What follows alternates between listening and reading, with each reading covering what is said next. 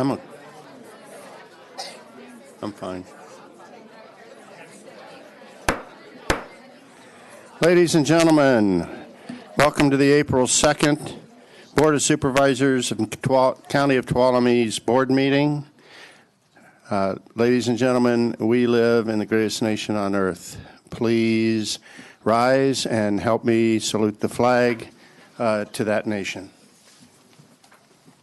Ready? Begin. I pledge allegiance to the flag of the United States of America and to the republic for which it stands, one nation, under God, indivisible, with liberty and justice for all. John, what's the name?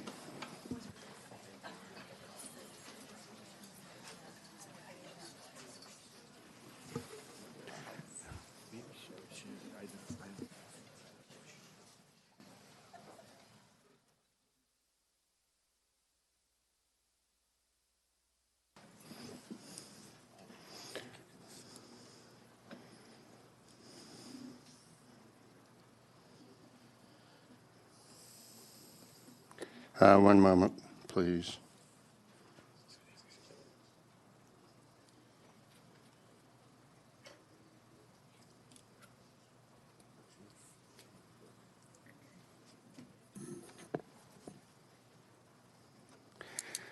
So, ladies and gentlemen, if you would, please join me in a moment of silence for Mr. Thomas, one of our great community leaders that passed away this weekend, or late last week.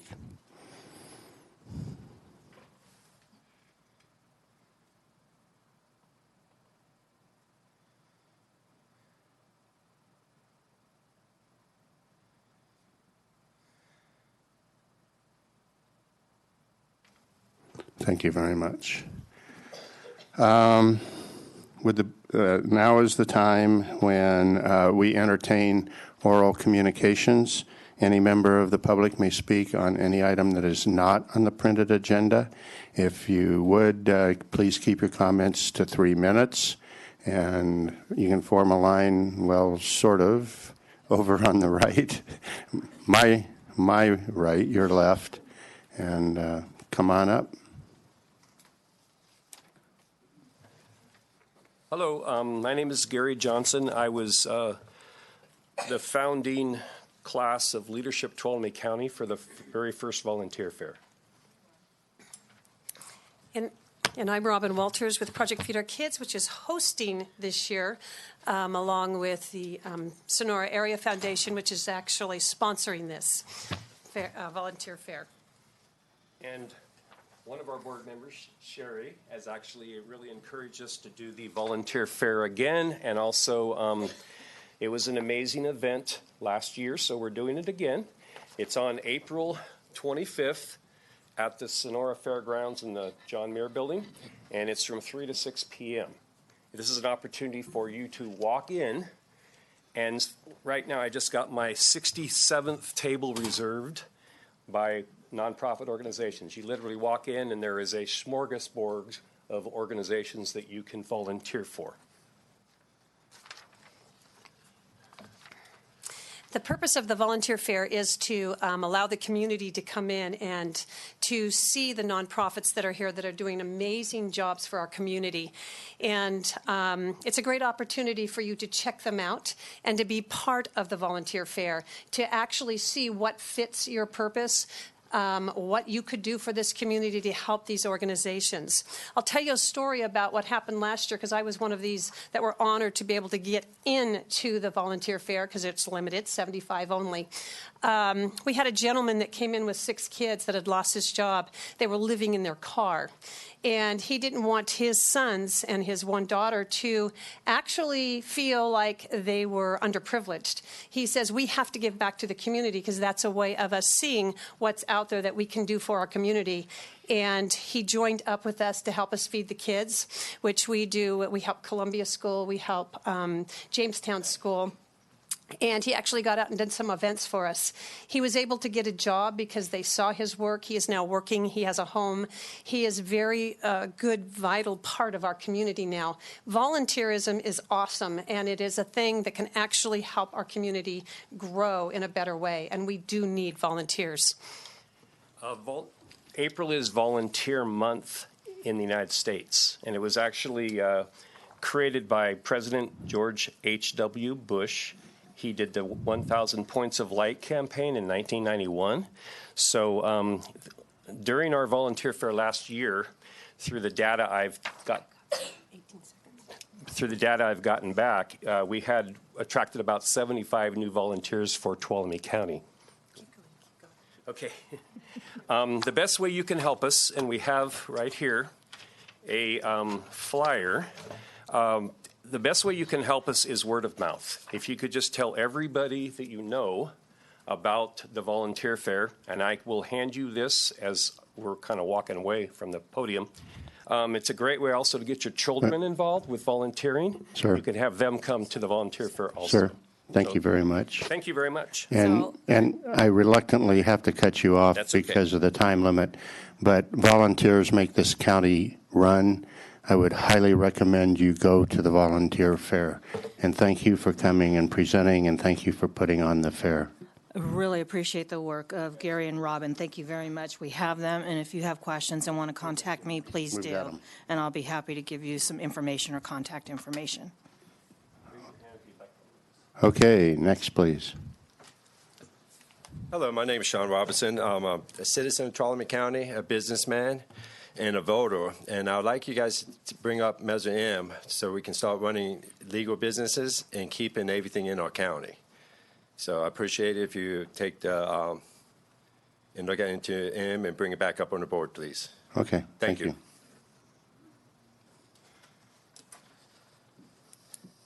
It's gone. I get a refresh. I got you. I got my own clock. Thank you very much. Jeff Musio, Hazy Bulldog Farms, and with the local cannabis dispensary. I would like to read the Right to Farm Act, but that's going to take up a lot of my time, so I'm just going to go into what I'm referring to. Hopefully you guys are familiar with that. This council continues to violate the county's constitution, the constitution that my relatives wrote. How many of you guys up there are fourth-generation Sonorans? Fifth generations? Sixth generation? My family started here in 1850. We're the ones that founded this area. My great-grandfather was the mayor of Sonora in 1924. We wrote a lot of these laws, and you guys continue to ignore them. It's very clear in the Right to Farm Act what's in that, and it's very clear the intent of the law. And you guys are destroying that when you guys outlaw things like cannabis and future today like hemp. Sir, if you're going to talk hemp, it's on the agenda, so you can't do that. Okay. This council is also failing to listen to the people of Tuolumne County. The people have spoken loud and clear, and the people want agricultural businesses in our county, including cannabis. This is clearly voted on twice in our county. Proposition 215 passed with 53% approval. Then when that law passed, the council once again failed the citizens of Tuolumne County by ignoring the vote. This council pandered back and forth, telling the voters they didn't understand Proposition 215, a.k.a. they were too dumb to understand. And then talked about for about a year they're going to create a measure for the people to understand. This measure is called Measure M. This passed with 66% approval for commercial cannabis in our county. That is a 32-point spread and an absolute landslide. Yet this council continues to let this go without being heard. So going forward, I have some numbers to give the council. Let's start with signatures I got. I currently have 200 signatures from the people that come through my place out of a little over 200, and only 6 people said no. 99% of my customers want commercial cannabis in this industry, in this county. 99%. Let me give you some projections. Within 1 month, I'm going to have 1,000 signatures. Within a year, I'll have 15,000 signatures. I'm sure you guys understand what that means if it comes down to a recall or something like that. That is a significant amount of people that want their voice heard that you guys have been ignoring. With all that said, I want to take a step back and meet some common ground and clear up exactly what is being asked for. What is not being asked for is the floodgates to be opened up and 1,000 growers all start tilling the hillsides at one time. I am not asking for commercial farms and residential neighborhoods. I am not asking for change of culture in Tuolumne County at all. What I am asking for is the county to approve a commercial farm for the Hazy Bulldog dispensary. Nobody in town has a greater need to do that other than my store, because opening up a farm helps tremendously with operational costs due to write-offs. This industry, we also pay a distribution company 18 to 20% of all profits to travel from point A to point B. If Hazy Bulldog Farms could have a dispensary and a distribution company and a farm, the prices could drop as much as 30% in my dispensary. That means more affordable medicine for the people in your county. That would be a compassionate act. Have some more, but I guess I'll bring that up on the next meeting. Thank you. Thank you guys very much. Would you like to see the 200 signatures? You can leave them with the clerk of the board. Clerk of the board? Thank you. Thank you. Sure. Any other public comment? Okay. Will the clerk of the board read the consent calendar, please? Minutes of the meeting held March 19th and March 22nd. Finding that a summary of ordinance number 3354 was published, approving a memorandum of understanding with the Tuolumne County Transportation Council for the Sonora Community Trail, approving amendment number 1 with Lionakis Architects related to the new jail project audiovisual work, approving a notice of completion for the Friday Road Emergency Culvert Replacement Project, approving a resolution accepting the award from the California Department of Parks and Recreation Division of Boats and Waterways Boating Safety Fund, Tuolumne County Sheriff's Office Boating Safety Unit. Number 7 has been pulled and will be continued to a later date. 8 is approving the appointment of Sandra Schnutznaker to the Housing Loan Review Committee as a nonprofit organization involved in housing service representative, and approving the appointment of Paul Slummons to the Tuolumne County Transportation Council Citizens Advisory Committee as a District 2 representative. So does any board member want to pull any other items off the consent calendar other than item 7? Seeing none, public comment on the consent calendar. Seeing none, bring it back to the board for a motion. Move to approve the consent calendar. Second. Okay, I've got a motion by Supervisor Gray, second by Supervisor Campbell. All those in favor signify by saying aye. Aye. Opposed, abstained, 5-0. Would the clerk of the board please read item number 10? This is presentation of County Service Award to Leah Morales from the County Council's office.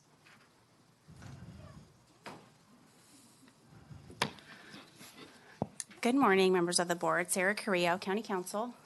Leah is making her way up here because I made her come up and stand with me as I present this award. But I want to say a few words first. So many of you know that Leah is a proud Navy veteran, and she brings the strong dedication from that military service to the public service here for the county. A little bit about her work history. She started at Department of Social Services in 1999 as an eligibility worker. And then she promoted to an employment and training worker. And in 2005, she left to become the assistant to the county council. So she's held that position for the last 14 years. She's the face of our office. She keeps us in line. She makes sure our office runs smoothly, and we would be lost without her. And I'm sure you would be correct in assuming, as attorneys, we are not always the easiest to work for. We are very particular. We are very demanding. We like certain colored pens or paper clips, and we work under deadlines and pressures that create stress, but Leah always handles it like the professional that she is. I asked her coworkers to tell me some things, some of their favorite things about working with Leah, and I'm going to be brief because there's lots. Leah maintains her sense of humor and positive attitude in the face of a sometimes hectic and stressful environment. I'm often amazed how she can stay calm and positive with members of the public on the phone or in person, even when they are escalated or unreasonable. Leah takes great and well-deserved pride in her work. She provides us the support we need and keeps us in line and on track. She makes work life easier, more productive, and fun. Leah is a model of customer service to anybody who comes to our counter. She repays kindness with kindness, but is also firm when firmness becomes necessary. Her judgment with others is so good that I've held her up as an example to my own kids, as a person, how to treat others with respect, but also command respect at the same time. Leah does many things well in our office, but it's things like this that make her an exemplary person and someone we can learn from. And as for me, you know, my relationship began with Leah. We started with just months apart from each other. We were learning our roles at the same time. I do remember her from high school. She was a very cool, bubbly senior. I was a lowly freshman. She had no idea who I was. But as my coworker and my assistant, and I try to make that she's my assistant. I don't like to share her, but I have to. She's diligent in providing the best support I could ever ask for. She is excellent at her job.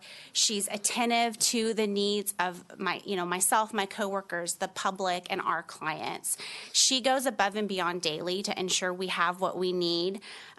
Sometimes that comes from just a simple pumping us up. You know, we're walking out the door to a stressful meeting or a court hearing, and maybe she plays a song that inspires us, or she recites lyrics for us. But it's that kind of attitude that keeps us going in this type of environment. I am most impressed with her integrity, her honesty, her perseverance. She's also a lot of fun, and she always has a smile on her face, a positive attitude, and she's just always ready and willing and able to do whatever she needs to do to make sure that we all have what we need. And we know what a treasure she is, but I think it's really important for the public to know that this is the type of county employee working daily to serve our public. So I'm honored to present your 20-year service award to you.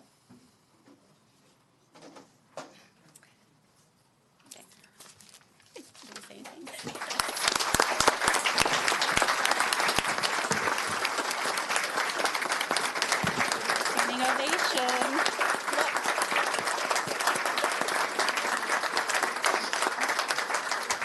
Not so fast. It's not your turn yet. Okay. I'm going to start. I don't normally do that as the chairman, but this is a very special person.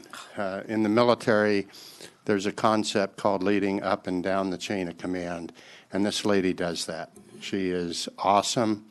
I've told her several times that I've never seen her without a smile on her face. And I mean that. And County Council Carrillo and her staff can probably attest to the fact that they see more of me than they do probably anybody else. So I see a lot of that lady when I go in there. And she's just awesome. And I want to thank you for everything that you do for this county and in turn for everybody that lives here. Thank you very much. Supervisor Brennan? Yeah, so I would add that there's one more attribution that just wasn't really hit on, and that's they talked about your smiling and your cordialness and how you can interact and how you heard supervisors, because as Supervisor Rutherford did say, often when others of us come in, you very gently and politely tell us that, in a few minutes, or you direct it, even though we all feel adamant that our issue is the most important issue and needs to be responded to immediately.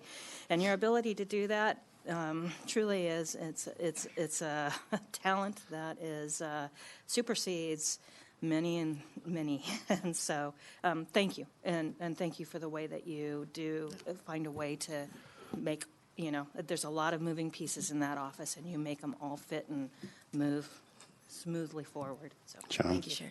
Thank you. Leah, I don't know how you do it. Your coworkers, I know, have to be some of the most demanding and most difficult, probably even more so than the board. But but I do know one thing. When I come to this office and I see you and I see that smile, it helps me through the day. It does. It really does, because to have that positive attitude in the type of work that you do is just wonderful, and I think about it all the time. So thank you. Thank you, Joe. Supervisor Campbell? Yeah, Council Carrillo said that she uses you as an example for her children. I use you as an example for me. So, you come in every day and you treat, sometimes residents aren't always happy to be coming into the county council's office, but you treat everybody with dignity and with grace, and you're a shining example of public service. And so, really, truly, thank you. You're a wonderful person and an amazing at your job. So, Thank you. Really, thank you. Thank you. Carl's looking at me. Well, I haven't worked with you like a lot of these guys have, but you do have a great smile, and so I'm looking forward to you telling me no when I come in the office. And, I will. but congratulations. Thank you. Tracy? Leah, you are amazing. And not only do you serve the county council and our floor, but you also serve our office. And I don't know what I would do without you either. The times when we don't have Christina in our office, I know I can depend on you for everything. So thank you for that. You're a great comfort, but you're also so consistent and steadfast in the way that you approach handling work and even your personal life. And I just want to say thank you. Thank you. Okay, now it's your turn. I wasn't planning to say much, but I wanted to say thank you, Chairman Rotifer and members of the board. It has been my honor to serve this county and the community for the last 20 years. I'd like to thank my coworkers, Carlin, Chris, Cody, and Kara, and most importantly, my boss, Sarah Carrillo. I'm not going to be able to look at her again, I don't think. Thank you, Sarah, for your support and bringing your best every single day. You inspire me and challenge me to bring my best every day. Thank you.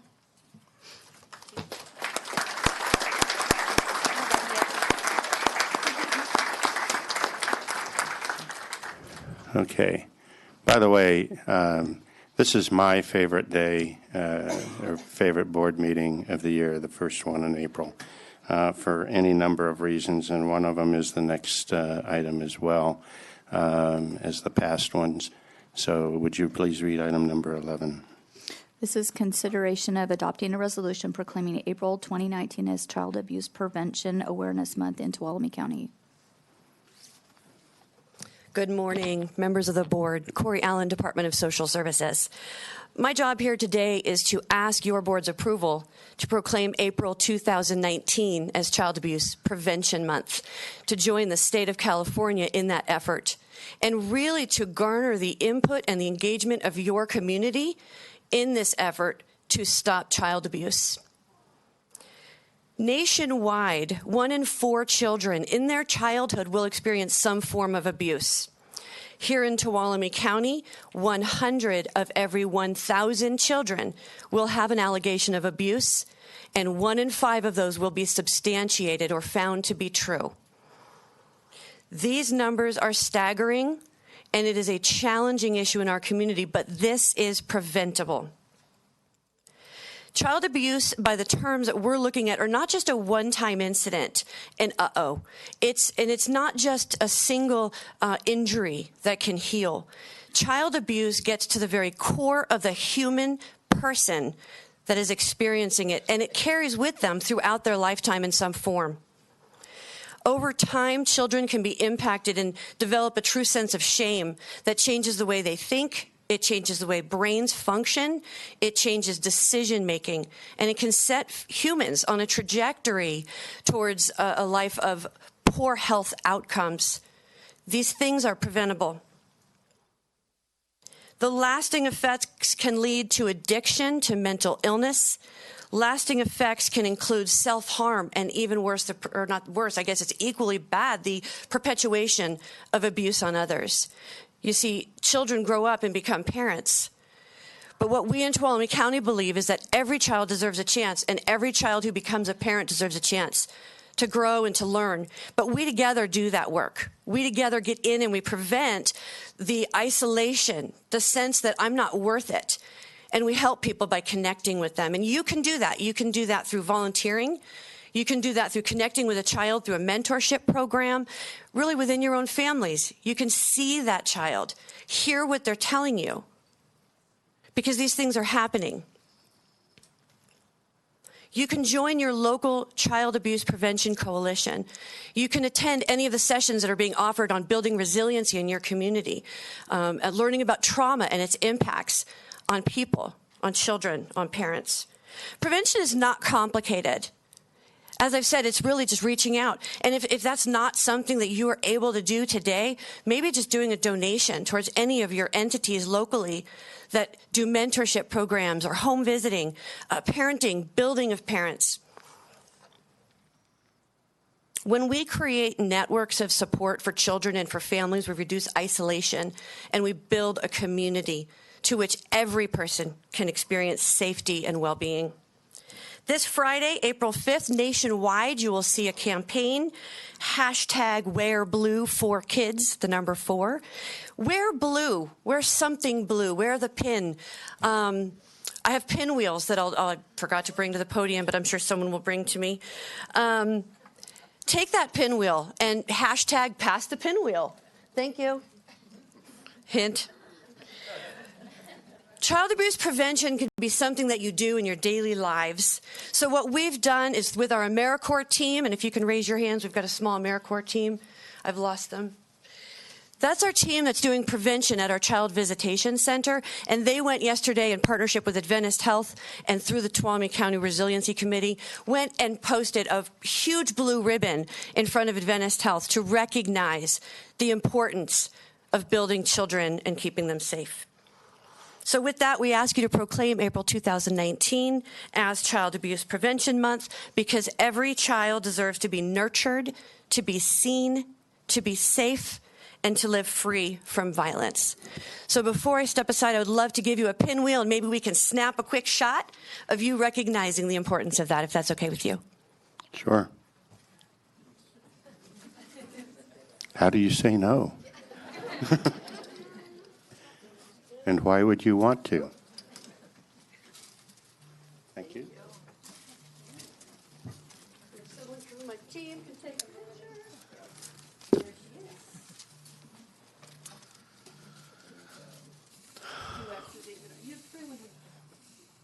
All right.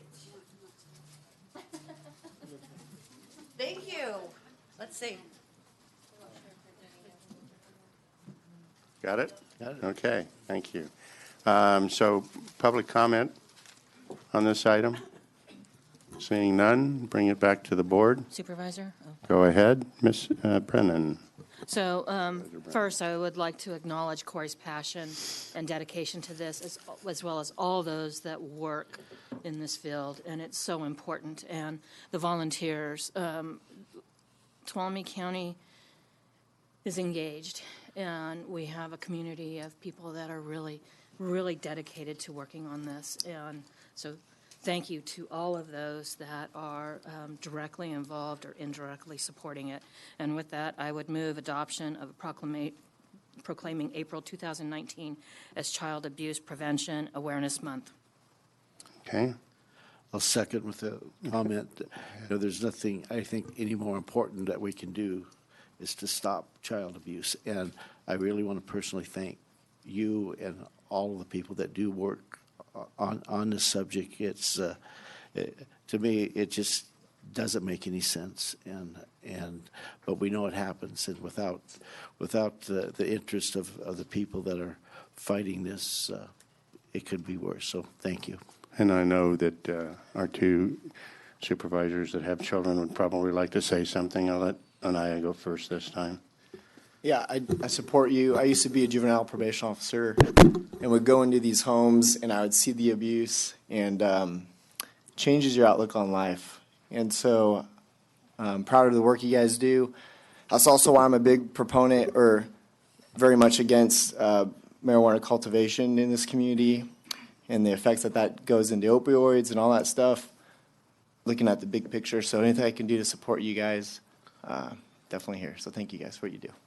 Yeah, and Corey, you don't need me to tell you how all the wonderful things that you do, and truly thank you for the work that you're doing and for bringing this before us today. I mean, our children are the most important investment we can make in our community, and I mean, as you know, children that suffer from abuse can grow up to be parents who abuse, and so stopping that cycle is key to making this something that we don't have to worry about as much in the future. So thank you for working in that regard, and thank you for being here today. And there's, in so many ways, there's no better investment in our future than an investment in our kids, and an investment, a positive investment. And certainly one of the worst things that can happen to a child in childhood is abuse. And it does, Corey, you talked about all the, well, I'm not sure you got all of them, but you talked about a lot of the negative effects and how it can perpetuate through their entire lives. So, again, thank not just you, because I know you're up here representing a lot of volunteers and stuff. Thank all of you that work in this area. It's very important work. If there's anybody out there that's got some spare time and would like to help with this effort, I'm sure that if you talk to Corey, she could point you in the right direction. So with that having been said, I will call for the vote. So motion by Supervisor Brennan, second by Supervisor Gray. All those in favor signify by saying aye. Aye. I did. All those opposed, abstained, passes 5-0. Thank you so very much. Okay.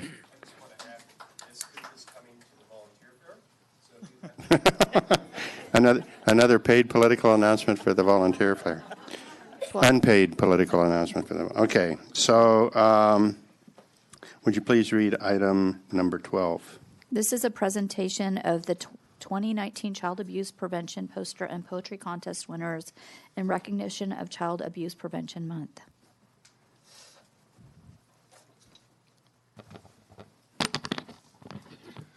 Eric Aiken, Recreation Manager. I'd like to thank the board for giving us the opportunity to be here today. We're here to recognize and honor some young artists within our community. This being the 31st annual Child Abuse Prevention Poster and Poetry Contest. We do this contest every year at our 3 youth centers in the county, Jamestown, Groveland, and Tuolumne, as a way to bring attention to the prevention efforts within Tuolumne County and also to give our young students and children a voice and to open up doors of communications about some difficult situations they may have going on or witnessing within their lives. I would also like to take this opportunity to thank Prevent Child Abuse Tuolumne County Coalition for providing the cash prizes that we receive every year that these students will receive today. The theme this year for the contest was creating hope for the future, and how fitting I feel that our children are the future and the hope for our future within this community. You can see all of the posters and poetry submissions that we received that were awarded prizes are hanging on the wall behind me here today. If you haven't had a chance to look, maybe before you leave today, you can kind of take a look at some of their work. This is offered through the poster contest is 1st through 8th graders, and our poetry is for our high school students. We do have some students here today to receive some of their awards. But before we do that, I would like to also thank my staff, my youth center coordinators that work with these kids on the front lines on a day-to-day basis. Jenna Sparaco is my Groveland Youth Center coordinator. Unfortunately, she couldn't be here today. In the back, raise your hand. Monica Hirschfeld is my Jamestown coordinator, and Lori Britt, over here, is my Tuolumne Youth Center coordinator. So they're the ones that are out day to day working with the kids at the youth centers, and they do a tremendous work. So with that, we'll get right into the awards. Supervisor Rotifer, if I could ask you to come and help us hand those out. I'll do Groveland since Jenna's not here today. So if you hear your name, come on down. So the first age group is the 1st through 3rd grade division. In 3rd place, Ryan Baca. Is Ryan here? I know we got a couple Groveland. It's a long way. It's a long drive, and they have school. 2nd place, Schaefer Rexwinkle.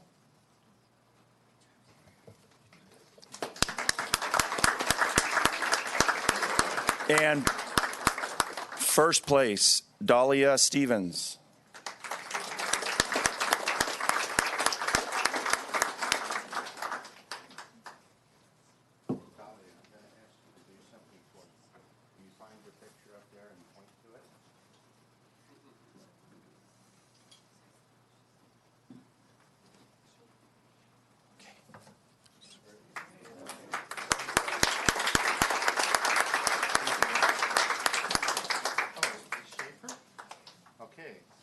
Show me your picture.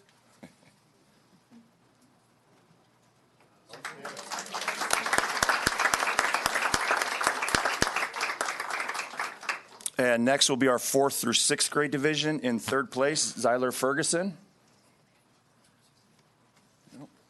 Okay. In 2nd place, Trinity Romine.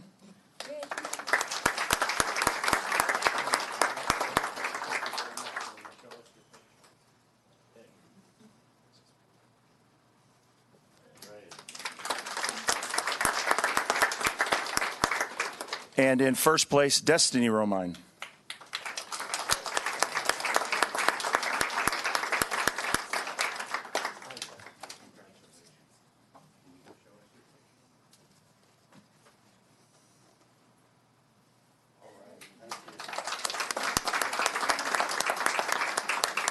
And the 7th and 8th grade division in 3rd place, Dana Braden. Is Dana here? Brandow.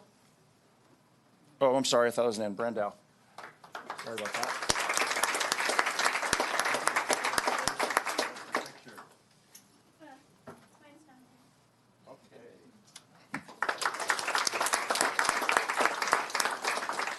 In 2nd place, Colton Lane.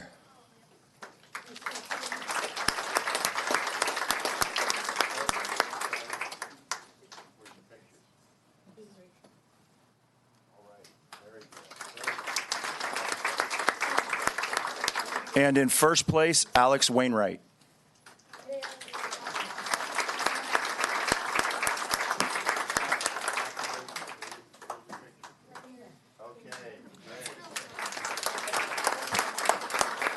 And I'll have Monica Hirschfeld come up to do the Jamestown students.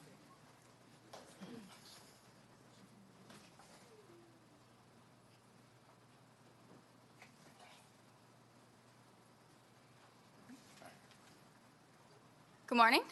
All right, so I'm going to start with the 1st through 3rd place. Sorry, 1st through 3rd grade. In 3rd place is going to be Mallory Hanson.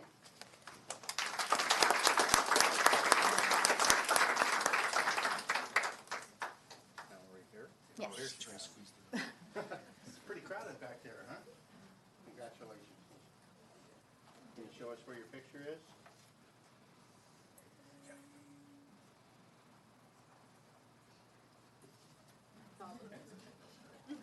Okay, there we go. 2nd place is Aubrey Hoskins.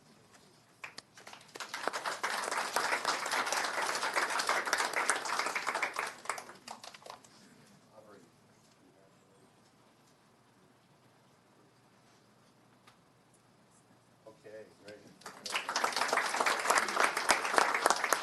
And 1st place, Evelyn Rice. You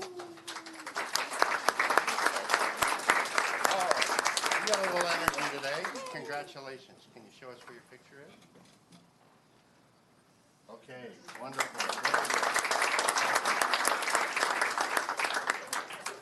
All right, and for our 4th through 6th, 3rd place is Karina Weber.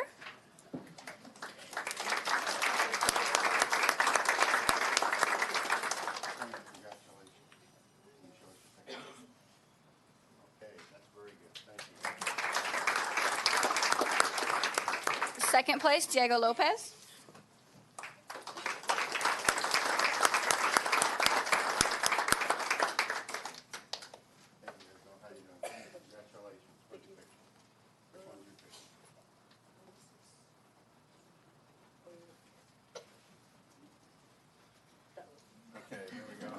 We did them last month. And 1st place, Davy Hoskins.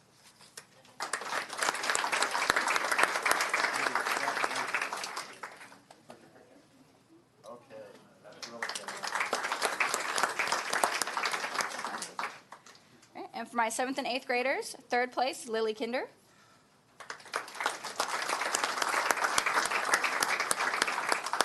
Congratulations. There we go.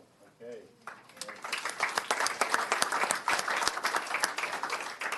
Our 2nd place is Austin Preston, who was unable to make it today. And our 1st place was Damian Ramsey.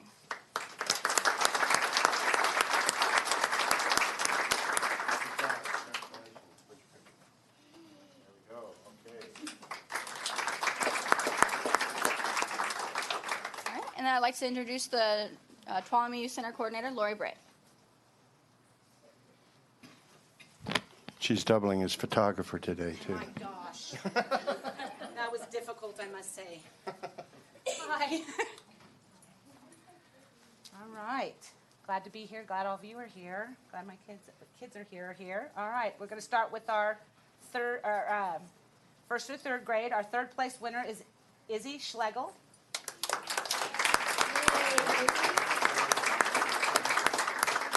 There we go. Great. She was prepared. She was. Our second place winner is Peyton Harner, All right. Doesn't look like Peyton's here, though. And our first place winner is Lainey Mason. Good job, Lainey. Congratulations. Where's your picture? There you go. Great. All right. For our 4th through 6th grade division, I have Audrey Miller for third place. Audrey's here. Zach Sundling got second place. And Emma Goodwin for first place.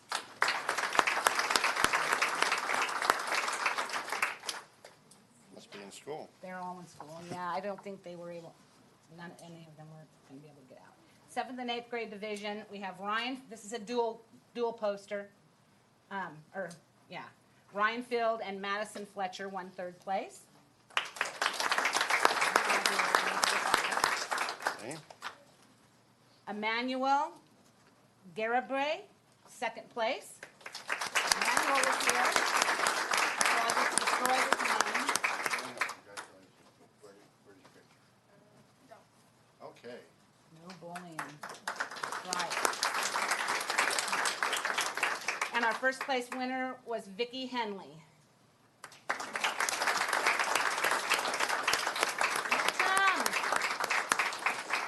I knew I'd seen her. Congratulations, Vicki. Good job. Which one's yours? Okay, great. Doing the poetry? Okay. And now for our 3 high school poetry submissions. So, in third place, Ella Anderson. Is Ella here?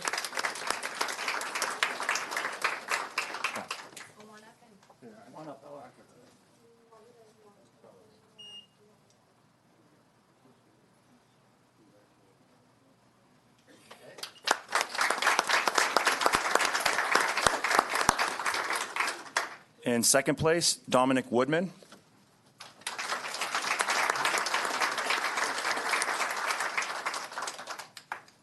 And in first place, Asher Matthews.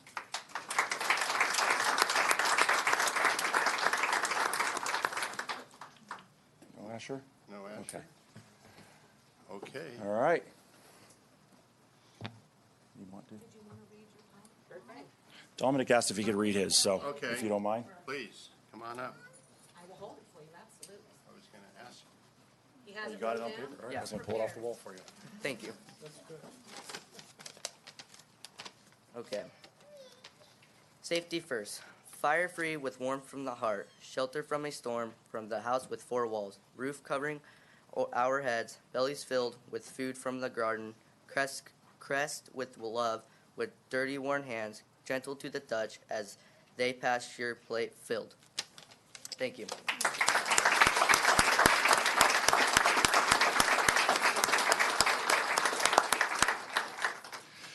So again, thank you for allowing us to be here to celebrate with and honor some of these young artists within our community. So thank you. Thank all the artists for all that hard work. Exactly. And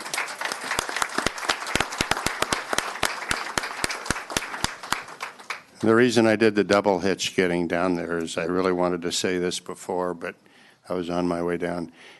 This is probably one of the most rewarding opportunities of the year for whoever is sitting in the chairman's seat to be able to make these presentations or help make these presentations to these wonderful kids that put their talent on the line and actually, in most cases, showed up here. I know it's kind of an emotional moment for them and stuff, but it's a very emotional moment for me. So thank you very much. With that having been said, another really good thing in the month of April, I would like to have the clerk of the board read item number 13. This is consideration of adopting a resolution proclaiming April 7th through 13, 2019 as Crime Victims' Rights Week in Tuolumne County and approving certificates of recognition commending Sergeant James Riley, Officer Eric Weber, Amy Limbaum, Christina Nixon, Emily Lang, Sergeant Travis Giannini, Martha Terzic, Jessica Lanier for their outstanding service to crime victims and the community. Okay, so the way we're going to do this, just so that Laura and I are on the same page, is we're going to deal with the resolution proclaiming Crime Victims Rights Week. Laura's going to talk about that, and we're going to vote on the proclamation or the resolution, and then we will present. I'll come down and I'll present them. Ladies and gentlemen, your elected District Attorney, Laura Krieg. Thank you. Thank you. Thank you, Supervisor Rodover and members of the board.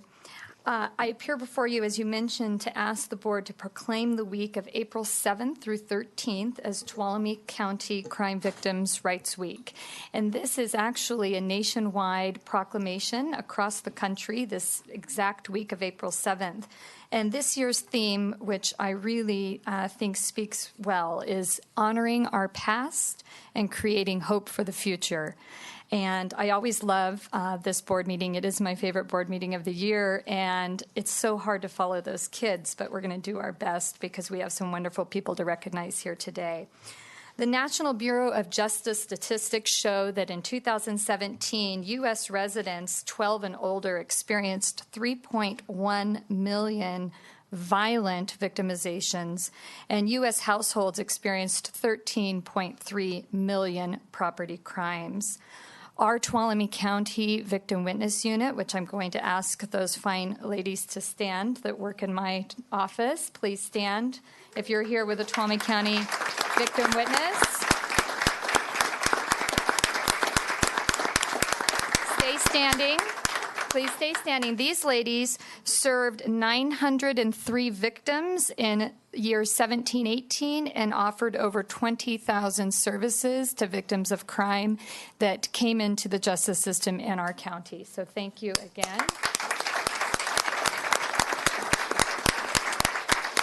Okay, now you can sit. Okay.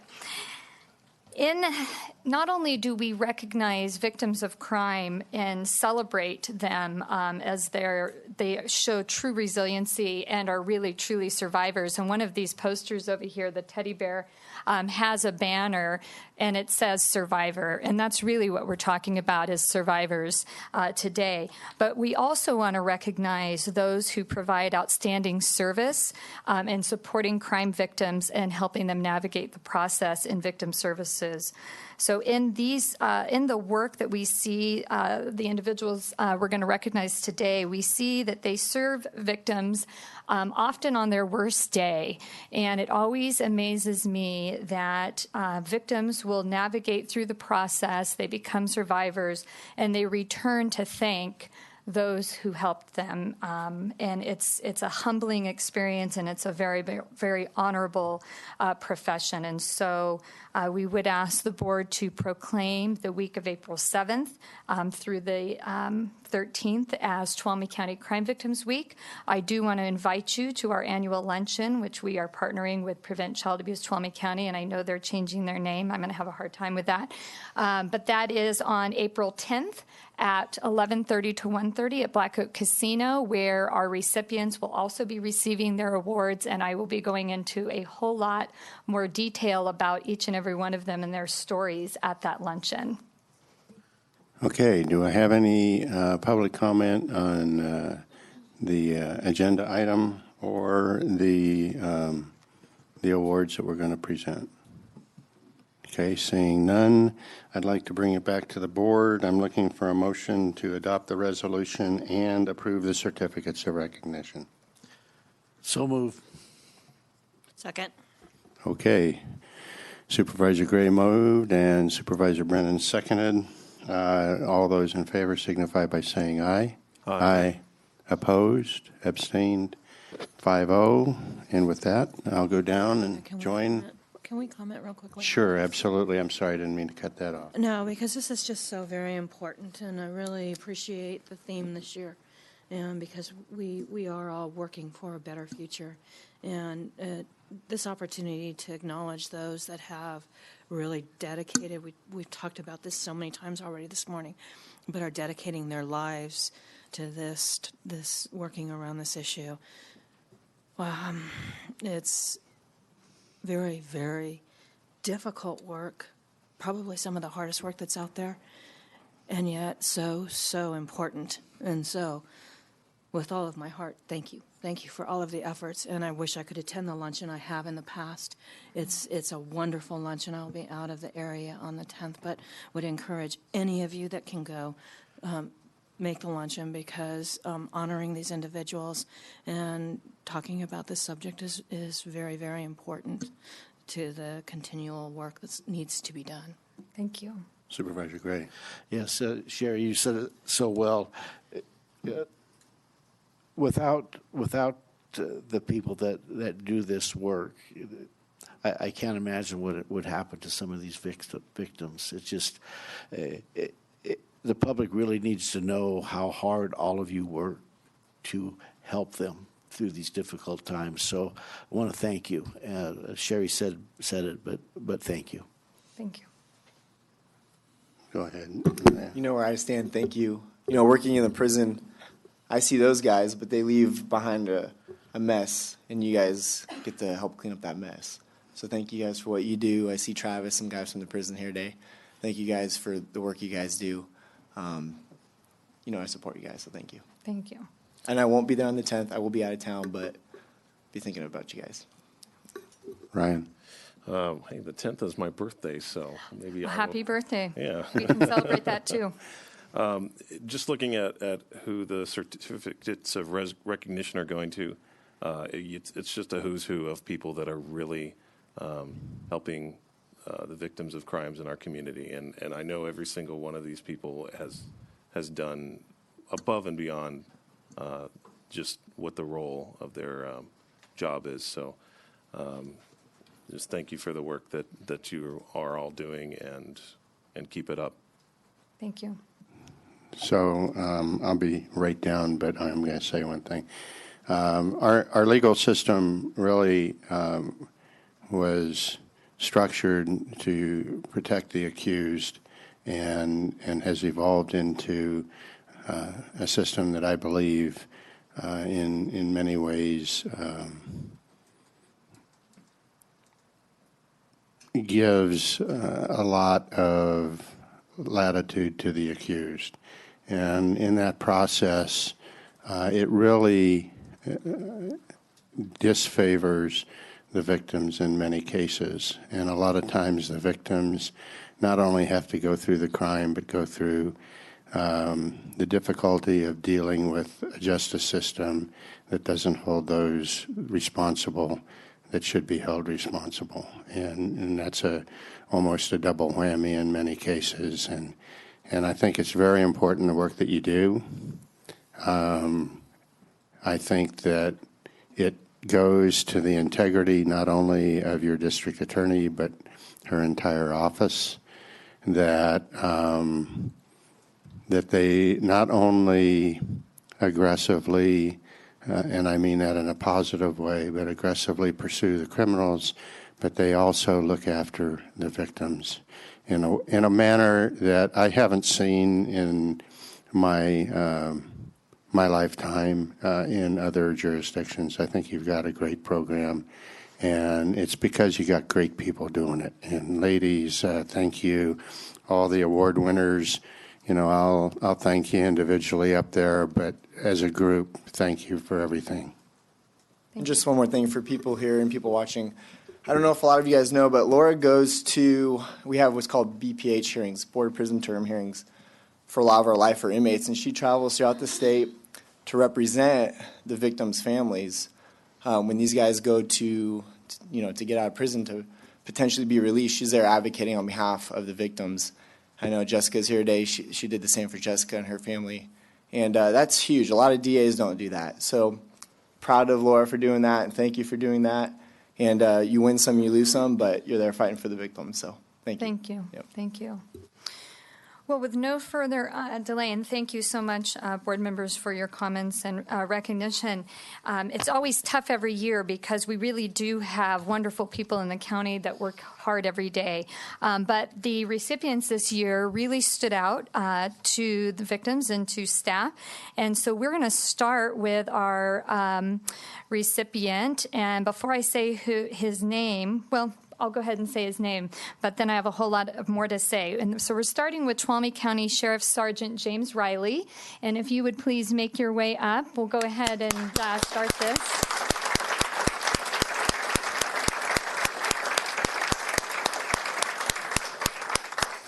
So Sergeant Riley came to us as a lateral hire from another county, and I remember when I started getting police reports with Sergeant Riley. He wasn't a sergeant then. He was on patrol. And I would read these reports, and they were so detailed, and he really went above and beyond. It was the type of report where most of the time, his reports didn't go to investigations because there was no additional follow-up needed. It was like he took a case that he would take on patrol, and he ran down every single lead, every single angle of that case. And I started getting these cases, and I thought, who is this James Riley person? This guy's a rock star. And so then we ended up in court together one time, and I had no idea who he was, and I was putting him on the stand, and I said, I'm calling Deputy Riley to the stand, and he takes the stand, and it was a pretty detailed, tough case, and so we started putting on the preliminary hearing, and I thought, well, the public defender is going to cross-examine him. We're going to see where this goes. And when I saw him under cross-examination, it was one of those moments where as a prosecutor, you can actually sit back and sort of watch the show, because he took every single question and was just nailing it straight out of the park. He knew his case inside and out. I never had to refresh his recollection. And we walked out of there, and I walked out of there thinking, I'll go to battle any day, any case, with this deputy by my side. So it was amazing to see. I've worked child abuse cases with him, and most recently he and my assistant DA took a very difficult elder abuse case to trial, where his patience with our 90-plus-year-old victim was remarkable, something I've never seen at that level before. And she absolutely adores him. And that was her concern all through the trial, was how he was doing and if he was holding up okay. And that's sort of, one description. Other people have commented in the office that he's very respectful, he truly cares about victims, and he always puts them at ease when he talks to them. He's courteous, he's polite, he's great to work with, and he is instrumental in supporting victims in several cases. So we are absolutely honored and lucky to have him working in Tuolumne County. So congratulations, Sergeant now, which is very well deserved, Riley.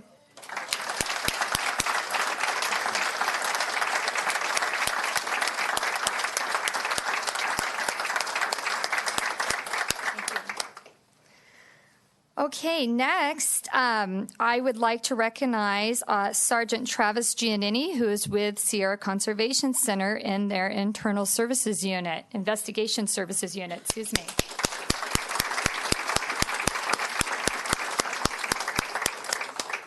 So I started working with Sergeant Giannini several years ago, and he became a liaison to the district attorney's office, where he would bring up cases, and I know this may shock or probably won't shock you all, but often when people go to prison, they don't stop committing crimes.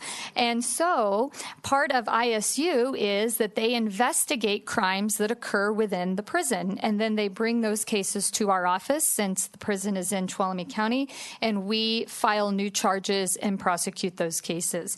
And Sergeant Giannini, one thing I recognize is he is like, and I mean this with all the best intentions of my heart, he is like a Rottweiler. He tracks down these cases, and we always get the drugs in prison, and we always get the weapons in prison, and those are a dime a dozen, and we file those constantly. But all of a sudden, we started getting cases where he was going above and beyond and locating cell phones, taking the time to do search warrants and put together detailed cases where he was bringing down rings of people that were in multiple prisons possessing and transferring child pornography. I know, shocking, amongst phones. And these are not easy cases to investigate. They're very time-consuming. They take a lot of paperwork. They take a lot of search warrants, and they take a lot of time to sit and piece the puzzle together. And this is an individual who loves to do that. He doesn't care if it takes months. He does the follow-up. He does the follow-through, and we've had some amazing cases. I've sent him to Southern California to serve search warrants on houses where they're manufacturing pounds of methamphetamine. I've sent him to Bakersfield to take down a house. I've sent him all over the state, but we always make sure we call the DA and let him know we're coming in that jurisdiction. But he's excited to go, and he is ecstatic, and so it's really amazing. So we have really grown in the type of cases we've tackled with his leadership in that department. And so I cannot say enough. He's very motivated. He's tireless, and I just need like a quarter of his energy. So we are very thankful for Sergeant Travis Giannini.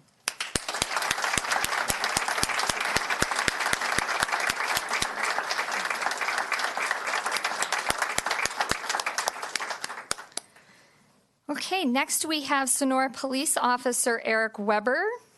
Eric is...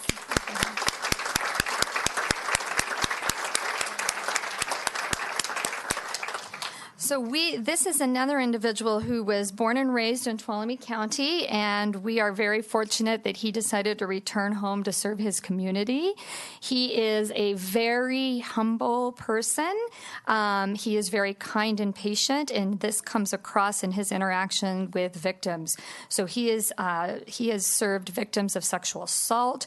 He has served child victims, and his kind and very sort of quiet nature about him makes victims open up to him like they may not be inclined to do with other officers. And so he was one of those that was, doesn't necessarily love to be pulled to the front of the room and recognized, but we were not going to let him escape it, because it is not an easy job when you encounter a sexual assault victim or a child victim, and his patience and kind demeanor really serves us well as his department. So we are very fortunate that he also returned back to his home roots to serve his community.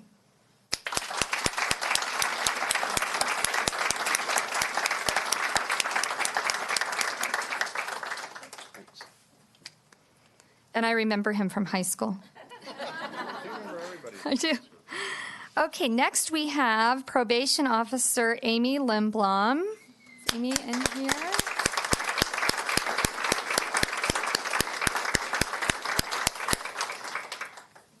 Amy has a very difficult job in that she is a supervisor who has to approve and also write very difficult sentencing recommendations for court. And so these come after either our office has settled a case or we have gone through a full-blown jury trial and the jury has convicted an individual. And Amy's job is to not be persuaded by me, to not be persuaded by the defense attorney, but to really write an objective and fair sentencing report. report.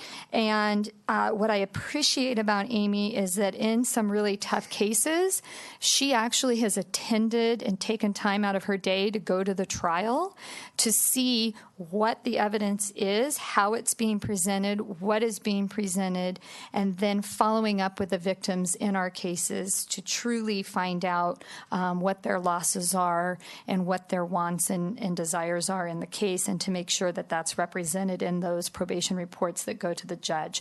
So I appreciate Amy. She's been doing this for a long time. Our victims appreciate Amy, and they've commented to our office that they really truly feel that in those reports she is representing their wishes and needs, and that's something that we are very, very thankful to her for. So we are honored to recognize Probation Officer Amy Lindblom this year.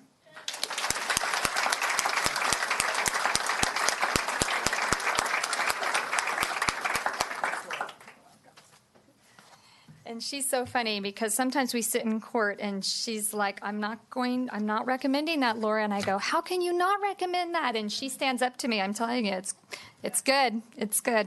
I don't always like it, but it's good. Okay, next we have our Protective Services, Christina Nixon with Adult Protective Services. Christina here, yes.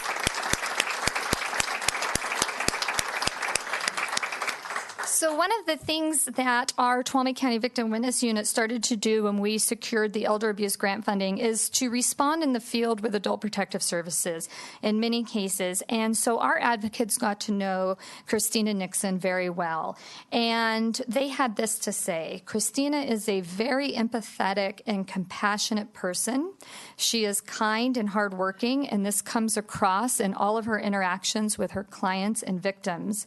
Our advocate, Dixie, shared that Christina makes such a positive impression on people in the field that when Dixie does follow up or runs into their clients, they are again asking how Christina is doing, what she's up to, and if they're going to get to have a chance to work and see her again.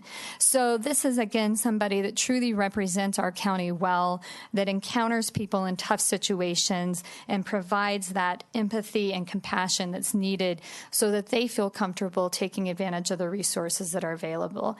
So we're so lucky to have her and for our department to be able to interact and work with her in this way. So thank you, Christina, for all you've done to help our victims.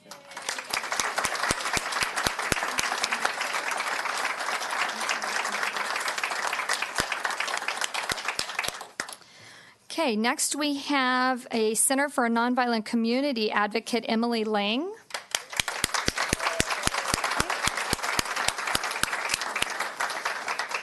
And the first thing that comes to mind when we say Emily's name is wonderful advocate. Emily is always there to answer questions and help victims. She attends multiple meetings at my office and is always eager to help and add suggestions.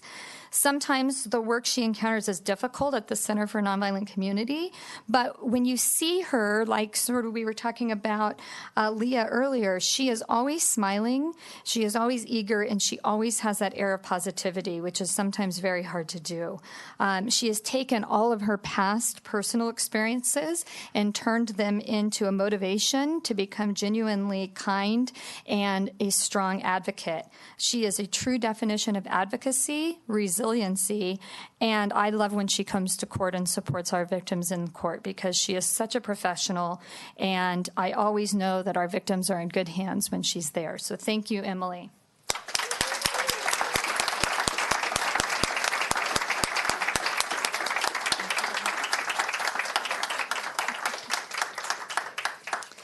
Okay, we're down to our two last ones, and I always have to save these two for last because sometimes I get a little emotional. So first we're going to start with Martha Turzich, if Martha could make her way up.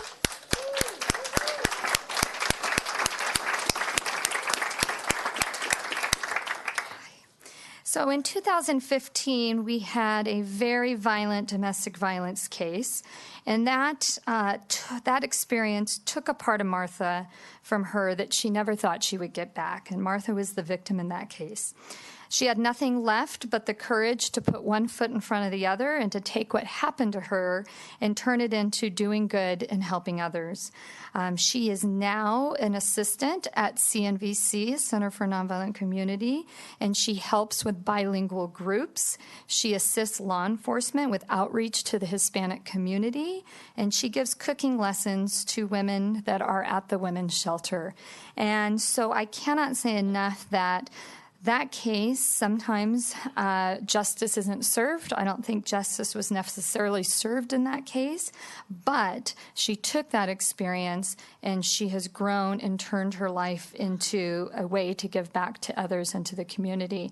And so we are so proud and so honored to stand by her today and to present her with this award. So thank you, Martha.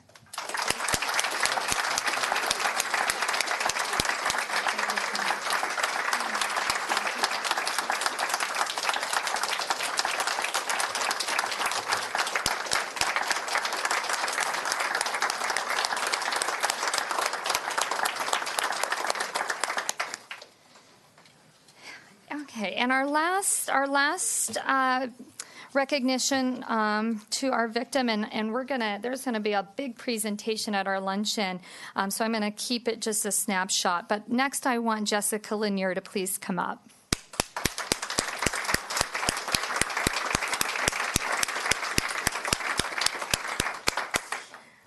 So Jessica was 11, and for her birthday back then, she asked her dad, Kevin Aubrey, to take her on a motorcycle ride down to her softball practice, which was out of county because she's an amazing softball player, among many other things.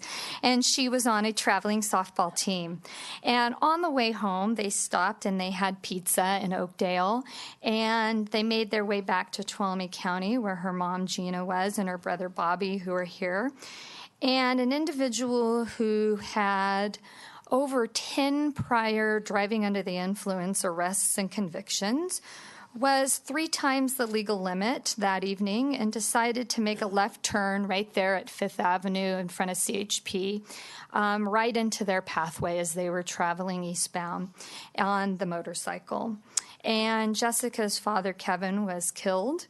And Jessica, who was on the back of the bike, her leg was shattered. She spent months in the hospital and underwent numerous surgeries. And her poor mom, Gina, had to sort of split her time as her husband struggled for his life and her daughter struggled for her life in 2 different hospitals. And ultimately, this individual was sent to prison on a second-degree murder for 15 years to life. And so a few years ago, I really got to know Jessica and her brother Bobby and her mom, who I also knew, Gina, because we went to the 4th parole hearing for this individual down in Vacaville. And we appeared and we opposed his release on several reasons, and it was denied. And then they expedited him for another hearing, an early release this year. And so I went to his 5th parole hearing last month and again argued for a non-release for several factors that I felt he had not done enough programming and had not shown enough victim impact work in his time in incarceration. But the parole board disagreed with us this time, and they actually granted him a release, so he will be out in a few months. And so I remember I had to call Jessica. She was unable to go with me last month, and I was driving that horrible road, that Highway 12 between there through Rio Vista back up to the highway, and I called her, and I told her that the board had voted to release. And she was so at peace, and she really is and has been since I've known her the true epitome of resiliency. This is somebody who has literally turned an experience like that into something where she literally said to me, "It's okay. It's okay, Laura." And she was actually more worried about me and wanted me to pull over because I was having a difficult time with it. And she said, I want to do something to help people in the community. I want to do education, which she's already been doing, but she says, I want you to reach out to him, the offender, and I want you to see if he'd be willing to make a video with me that we could use as an educational video about prevention and drinking and driving. And I thought, wow, she wants to extend a hand, because at his hearing, it was made very clear to him he is not allowed to contact our victim and our survivors in any way. And so I said, wow, I can do that. And so I contacted his attorney, and we are in the process of hopefully making that happen. And it's going to be so powerful. But and I'm going to share a whole lot more about this at the lunch, but I know we're limited today. But if I can't think of anyone that truly represents resiliency, survivorship, and a true reaching out to make her community a better place than Jessica Lanier. She's made me a better person. She's made me a better prosecutor. And I have to look at her every day, and I wish I could be as resilient and as great as she is. So again, she's amazing. And so please join me in recognizing her.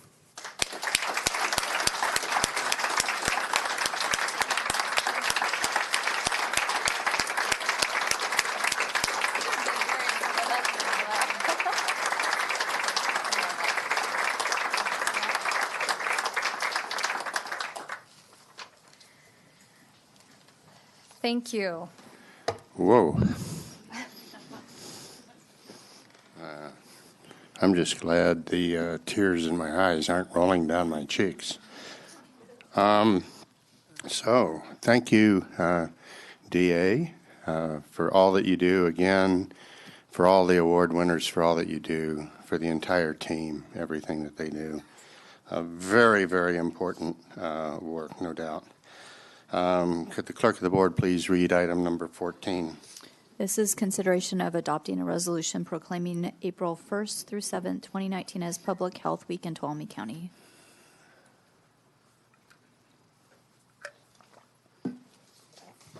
Yes, sir.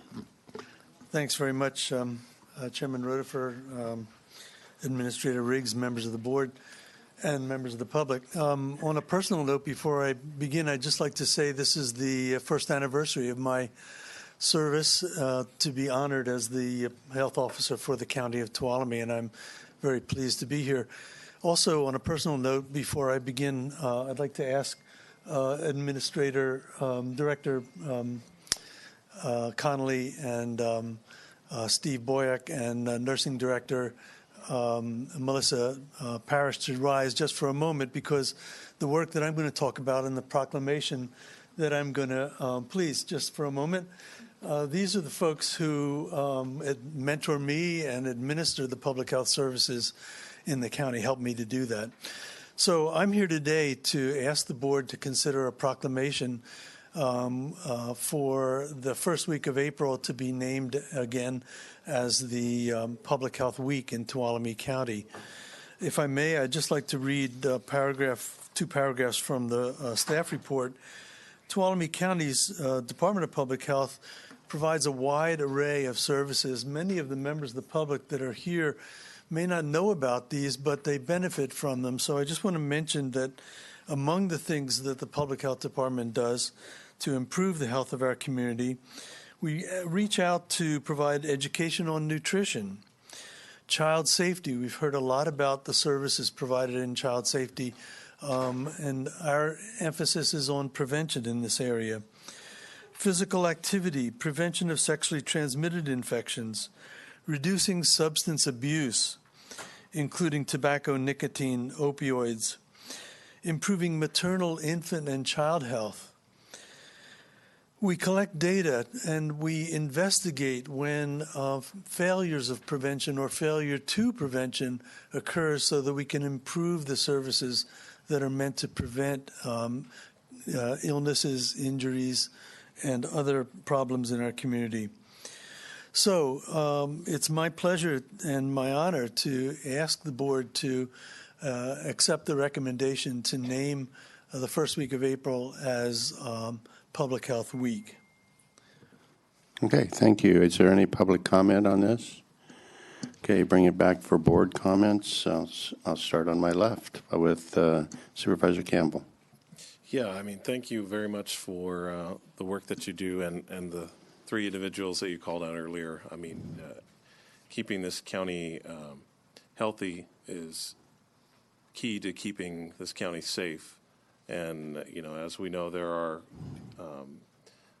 changing dynamics that you have to adjust to. And, you know, one year you may have, you know, a serious flu outbreak, and the next year you might have to look at increasing measles vaccinations or outreach. And there's such a variety of areas that you need to keep track of. And so thank you for the work that you do. Supervisor Gray. Have you enjoyed your first year? Yes, sir. Good. Looking forward to more. I really appreciate the work that you do, and also, you know, behavioral health. You know, it's a lifeblood. It's lifeblood. It's what keeps us going. We have to be healthy, and we need to have somebody watching out for us. So thank you for what you do. Supervisor Brennan. Yeah, I really appreciated the theme this year when I read the packet over the weekend, and for science, for action, and for health. And that, I think, is more important today than ever when we look at this age of media, electronic communication and media, that we really encourage people to look at good information. And I just appreciate the tremendous effort that your department does in disseminating accurate scientific information, and it's so very, very important for the public to be going to those sources for information. So thank you for all those efforts. Supervisor Kirk. Yeah, just thank you for what you do, and you guys got a great team back there. Every time I meet with them, I'm discovering more and more information, so I'm glad we have a good team in place and support you guys. And I like what she was saying.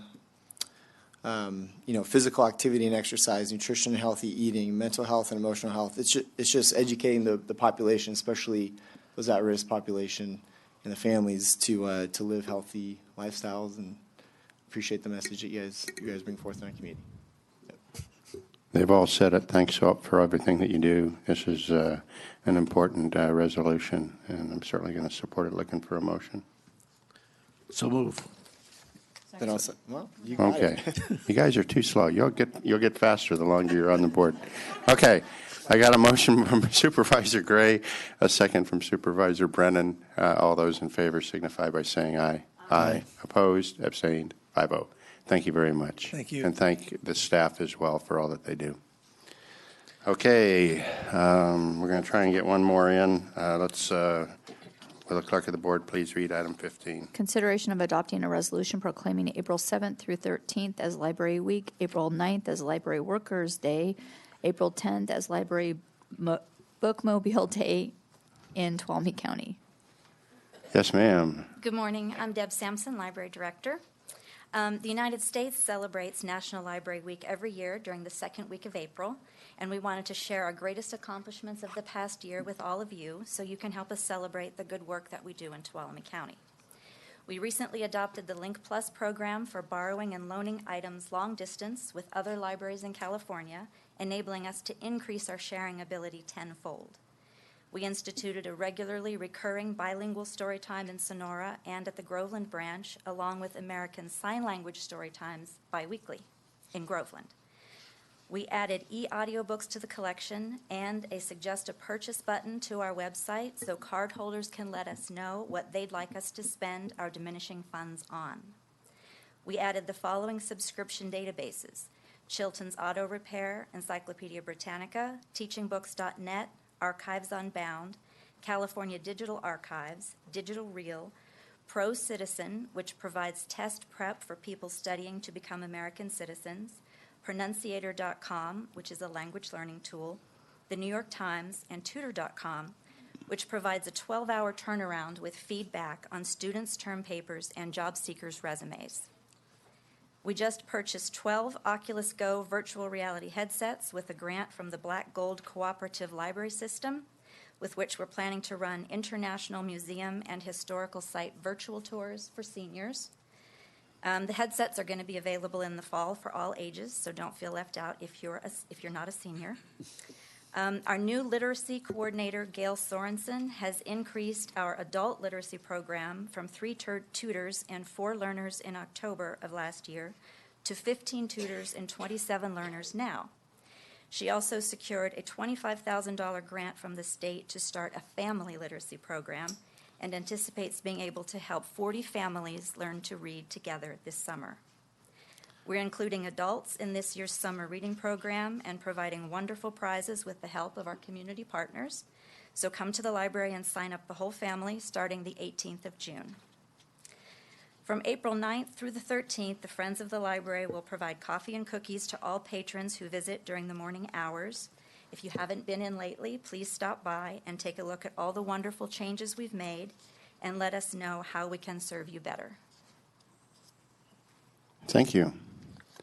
Public comment?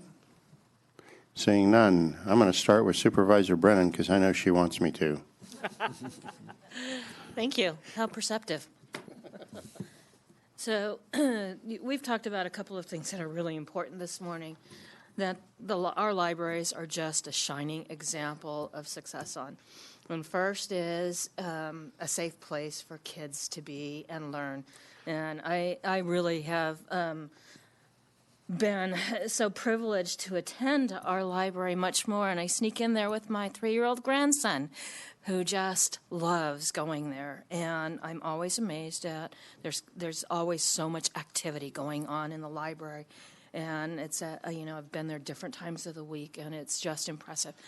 And the second piece is the success of our libraries. We have an amazing staff, but the volunteer organization that keeps our libraries, and I'm not going to say functioning, but succeeding and being so successful in their mission is really because of the tremendous volunteer force that's out there. And again, I'm so very thankful for the services that you provide because they're just so important to Tuolumne County. And when you're ready for a motion, I'd like to make the motion. I'm going to go to Supervisor Campbell. Yeah, I mean, I couldn't agree more. I mean, you are a perfect example of how a library should operate in any community. I just look at in my own personal experience, all of the key moments in my life have centered around a library in some way, all the way from childhood through college, through those nerdy, awkward high school years, all the way up to now where I bring my own children to our county library. And, I've been at libraries in larger counties with more money, and there's nobody there. You go to our libraries, specifically the one on Greenlee Road, you can't find a parking space because there are so many people in there using everything, using the computers, reading books, using reference, using the children's section. Just it's very well utilized, and I think it's a testament to how the library is run. And I want to see that our library continues on, so that when I'm older and I have grandkids, that I can bring them to the library and sit there and read the newspaper and complain. So Sherry has already staked out the making the motion, but I will make the second one. Okay. Supervisor Gray. Yeah, the Groveland Library may not be as big as the Sonora Library, but it is robust. There is a lot of activity there, a lot of positive people that volunteer and work there, and really thankful that Groveland does have that branch library because it is a centerpiece. So thanks for all the hard work. Supervisor Kirk. When I was campaigning, I never really thought much about the libraries because I'm a newer generation. I'm always on my phone or computer. But after being elected and going and getting that tour and seeing how busy it is, and my wife homeschools now, and the reports come out that instead of kids reading from tablets to touch, to feel, to smell a book, so she's always read to them, but now they go to the library quite a bit more. So all that to say, I've learned a lot coming in, and I support the library. I think you guys do great. The volunteers, she hit on it. I was really surprised how many volunteers we have. And I think that's the way things should run in our community, you know, have volunteers helping to support these programs. So thank you, good job, and I support the libraries publicly. Thank you. So the importance of libraries anywhere is indisputed. I think in a community like ours, it's just accentuated. It's really, really important. And everybody's talked about why it's important and why ours are great. So in the interest of time, I'm not going to repeat that. What I want to do is I want to thank all the staff, but most importantly, all the volunteers that work in the library program. That's what makes it run.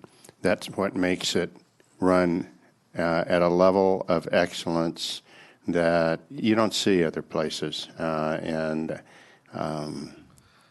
Just it's really important work. And most important, it's a wonderful place to go for, I call them the bookends of our society, the young kids and the elderly, both ends of the age spectrum, and not just because of grandkids, okay, but it really is a wonderful place to go and learn and be with people. And I think that's what our libraries are doing really well. So thank you very much. And I'm going to take Supervisor Brennan's comment earlier as a motion. So with deep gratitude and appreciation, I'd like to move adoption of resolution proclaiming April 7th through 13th as Tuolumne County Library Week, April 9th as Tuolumne County Library Worker Day, and April 10th as Tuolumne County Library Bookmobile Day. Second. Okay, and a Supervisor Campbell seconds. So all those in favor signify by saying aye. Aye. Opposed, abstained, 5-0. And we are going to take a 10-minute recess, and then we will come back for our 10:30 appointment.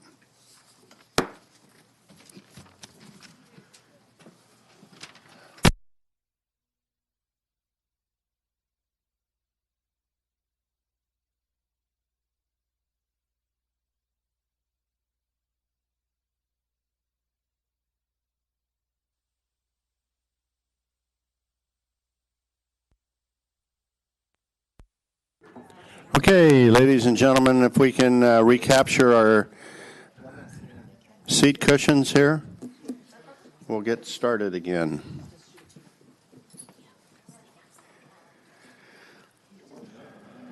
Okay, Board of Supervisors is back in session. I think we're up to item 16. Oh, I'm sorry. That's right. 10:30 appointment. Thank you. Read the 10:30 appointment. So we're going to reconvene as the... We're reconvening as the Tuolumne Public Power Agency. I'll get it right. And the item is consideration of approving the Chicken Ranch Rancheria of Miwok Indians of California, Tuolumne Public Power Agency Tier 2 membership and recognizing one-time unanticipated revenue in the amount of $20,153.58. Good morning. Good morning. I'm Liz Peterson, and I am here today as the Tuolumne Public Power Agency Coordinator. I'm here requesting your board, the Board of Directors of the Public Power Agency, approve the Chicken Ranch Rancheria of Miwok Indians of California as a member of the Tuolumne Public Power Agency, as a Tier 2 member. We have not had a new member since, I believe, 2013, so it doesn't happen often. As you can see in your board memo there, we currently have 32 members of TPPA. Just as a little background, TPPA was established as a result of the New Maloney's Dam construction. It was meant as mitigation for the loss of taxable land in both Calaveras and Tuolumne counties, and so both Calaveras and Tuolumne have public power agencies. We receive, from the Flood Control Act of 1962, we receive 25% of the power that's generated at the New Maloney's Dam. And that gets us a extremely low rate for our power, our electric power. And again, that is meant to offset the loss of property tax revenue to the counties. The rate varies every year, minimally, but it's generally 60 to 70% lower than your average PG&E costs. So it's a great benefit to our members. Again, you can see the list of members there below. It's school districts, it's other special districts, it's the county, it's the city, all public agencies. So according to your the rules and regulations of TPPA that were developed by your board of directors, federally recognized tribes are eligible as TPPA members, but they are eligible as Tier 2, which Tier 2 means that in the event that we were to use our entire power allocation, Tier 1 members would receive priority use of that power, and then Tier 2 would obviously be priority number 2.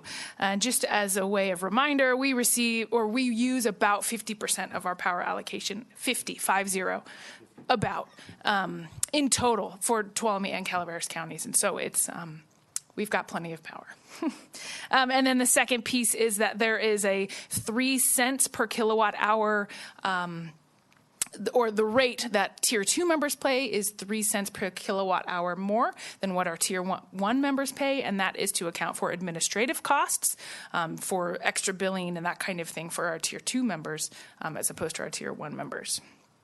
I do want to draw to your attention that when the Chicken Ranch Rancheria of Miwok Indians of California Council sent their request to your board to become a member, they did in a letter that's attached to the packet request to eventually be considered as a Tier 1 member. In the rules and regulations that the TPPA Board of Directors established long ago, Tier 1 members are all public agencies within Tuolumne County, and Tier 2 members are public agencies who may have some jurisdiction in Tuolumne County, but may have other, in other jurisdictions. Think of, say, the Forest Service. So the Stanislaus National Forest has offices here in Tuolumne County, but the Forest Service as a whole has offices in other areas in Tuolumne County. So they would be considered Tier 2 members, as well as federally recognized tribes. In the rules and regulations, tribes are spelled out as Tier 2 members as well. So if your board should be interested in readjusting the Tier 1, Tier 2 membership, that is something that can be done through a change in the JPA rules and regulations, and then that would have to be approved by all of the members, their boards, those amendments to the JPA. So having said all of that, Chicken Ranch, Rancheria of Miwok Indians of California is a public agency. They have been approved as a qualifying agency and a preference customer by our overseeing entities, the Western Area Power Administration, as well as Pacific Gas and Electric. They will be our first Tier 2 member. You can see their consumption there. They expected to be possibly like our 4th highest user of power for TPPA, and they also are required to submit, any new member is required to submit dues. That's dependent upon how much power they will be using. Those are one-time dues, again, to be used to pay for administrative costs associated with bringing them on as a member. So again, I would like your board to consider approving Chicken Ranch, Rancheria of Miwok Indians of California as a Tier 2 TPPA member, and also recognize the unanticipated one-time revenue of $20,153.58. Okay. Any board questions of staff? Any public comment on this? Come on up. Good morning. I'm Stephanie Seuss, the Community Development and Resources Director. Sorry. Good morning, Stephanie. If you have any questions, I'm here to answer them. Nope. Okay. Like it. Thank you. Back. Any other public comment? I have a Go ahead. a comment. I think, doing things like this just makes the relationship between the tribes and the county stronger. So I'm certainly in favor of this. Okay. Any other board comments? Okay. I just have one comment. I would like to, I'm all in favor of this. I'd like to revisit our Tier 1, Tier 2. So I don't know what, besides Carl Roeder for wanting it, I don't know Ask Tracy to put it on a future Yeah, agenda. okay. So thank you very much. And with that, I'm looking for a motion. I'll move on staff recommendation. Second. Okay. I got a motion from Supervisor Brennan, a second by Supervisor Campbell. All those in favor signify by saying aye. Aye. Aye. Opposed, abstained. It is nay. It is 5-0. Thank you. And thank the Chicken Ranch. Okay, now I think it's time for item 16. 16.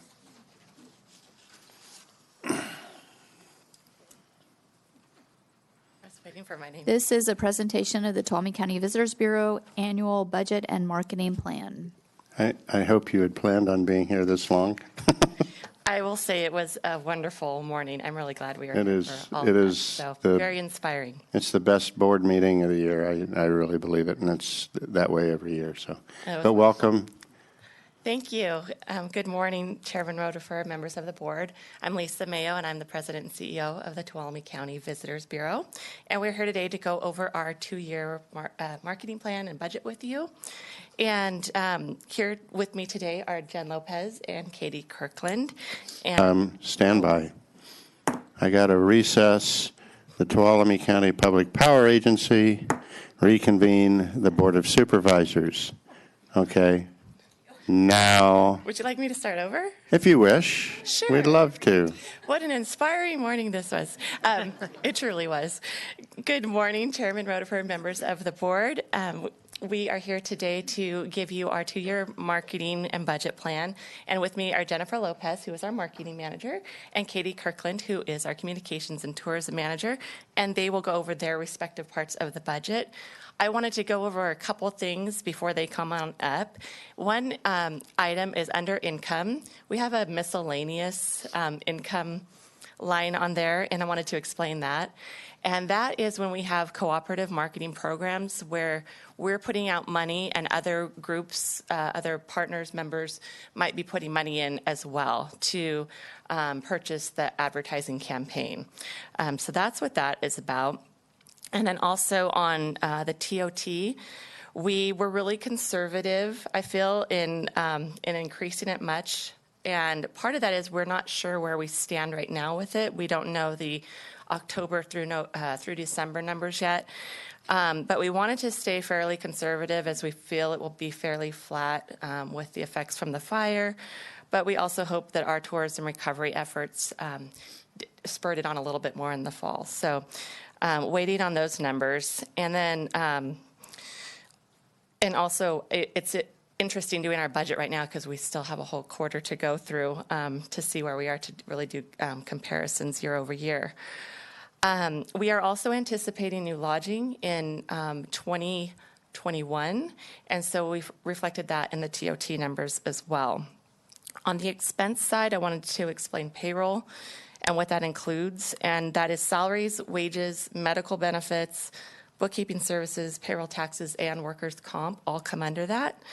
And we have a larger than normal increase from 2019-2020 to 2020-2021 because we are looking at taking one of our part-time positions, making it full-time, but also, as I'm sure you're all aware, the minimum wage keeps going up, and we need to make sure that we're keeping up with that and raising our staff's levels of pay as that goes up as well. Before we hear from Jen and Katie, I wanted to answer another question that comes up once in a while. It's what is a marketing person and what is a communications? What's the difference?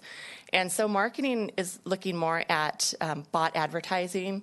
If we're paying for an ad in the newspaper, a commercial on television, a website, it's those things that we're purchasing and buying. Graphic design comes under that. Communications is like the earned income that we get from press releases, working with media, hosting familiarization trips, that type of thing. The other part of Katie's role is also meetings and group tours, so she's working with travel trade a lot too, tour operators and travel agents. So I just wanted to explain that before bringing them on up. So with that, I'm going to hand it over to Jen.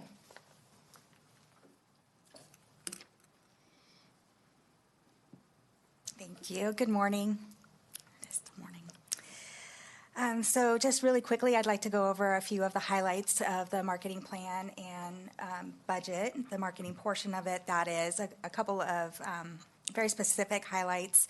One is that we will be implementing, or we have actually started implementing, a sustainable and responsible travel platform. We started this back in January when we were at the Yosemite Park entrance handing out trash bags to Yosemite visitors during the partial government shutdown. It's named Tuolumne County is Too Cool to Trash. And we will continue over the next several years to develop that and make it more robust to promote sustainable and responsible travel in Tuolumne County, which is becoming increasingly more important as tourism in our county goes up as well. And Visit California, the Visitors Bureau for the state, is also implementing their sustainability program this year as well, and we'll be kind of looking at that and utilizing some of the tools that they have available for us as a partner to continue to be a viable tourism destination here in California, and also along the lines of developing our own Tuolumne County's Too Cool to Trash and moving forward and working with communities and our partners and our members to create that program and make it a community aligned and everybody involved. So that's was there something? Oh, and also bearing in mind along those lines that the different communities in the county may have different challenges for sustainability as well. So we want to make sure that everybody is being heard, and we're working together to mitigate those challenges. We also have in our budget to increase spending with Visit California. We have found that our ROI with working with Visit California is doing very, very well. We have increased traffic to our website when we have banner ads on their website or sponsor one of their e-newsletters. And we also see an increase in visitor guide requests as well. This year they will be amplifying their Kidifornia, their family campaign, and also creating a road trip republic. And these two really align with what we do in a couple of our key markets as far as marketing to families and also people in our drive markets here in California to promote taking road trips, not only domestically, but for international travelers as well. And also, as we partner more and more with Visit California and advertise with them and sponsor their e-newsletters, that puts us more on the forefront with them as well, so that they are coming to us more and more often with opportunities to host social influencers, host familiarization trips, opportunities for television shows, and things like that. As part of our digital content development, video is increasingly important in our industry, and we are reminded of this at every conference and summit that we go to. I was at a tourism tech summit 2 weeks ago in Albuquerque, and in every single session it was emphasized the importance of video. And we've really seen an increase in our social media engagement with video as we continue to create more and more. And video is really, I think one of the reasons why it's at the forefront. Not only is it becoming easier to do, but also this is a tool where you can encompass a lot of provoking emotions and creating excitement and engaging a lot of people's senses, and all in one tool. And also, according to Think with Google, 66% of travelers are looking at video while they're planning trips. And finally, I'll just note that a line item on your summarized budget does have a significant increase for research from $200 to $36,200. And this is simply because we had budgeted for some research to be done this fiscal year, 2018-19.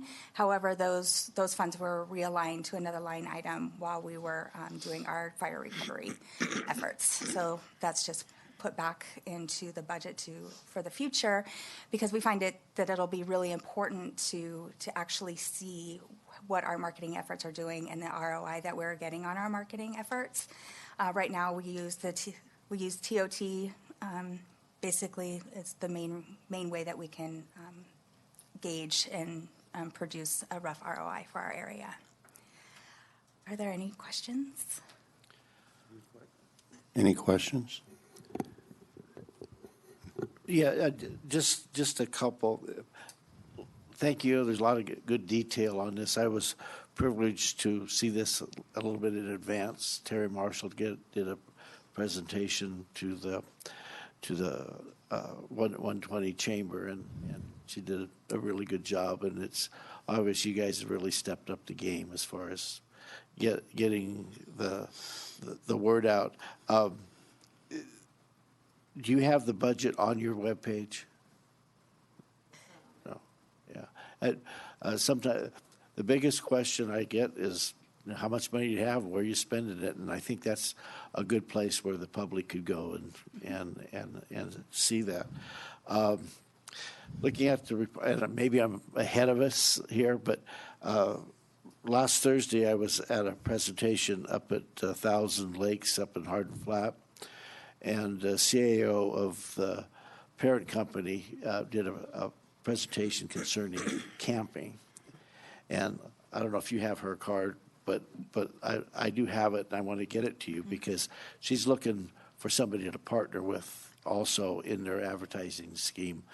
But the statistics that she was giving us had to do with camping being the fastest growing vacation right now, and that the campgrounds are the ones that seem to be generating the most newest interest. And I know we have some few campgrounds here in Tuolumne County, but you know the TOT tax and that's another thing. But I think they might be a good partner. So I saved a card. I got it not with me today, but I'll get it to you.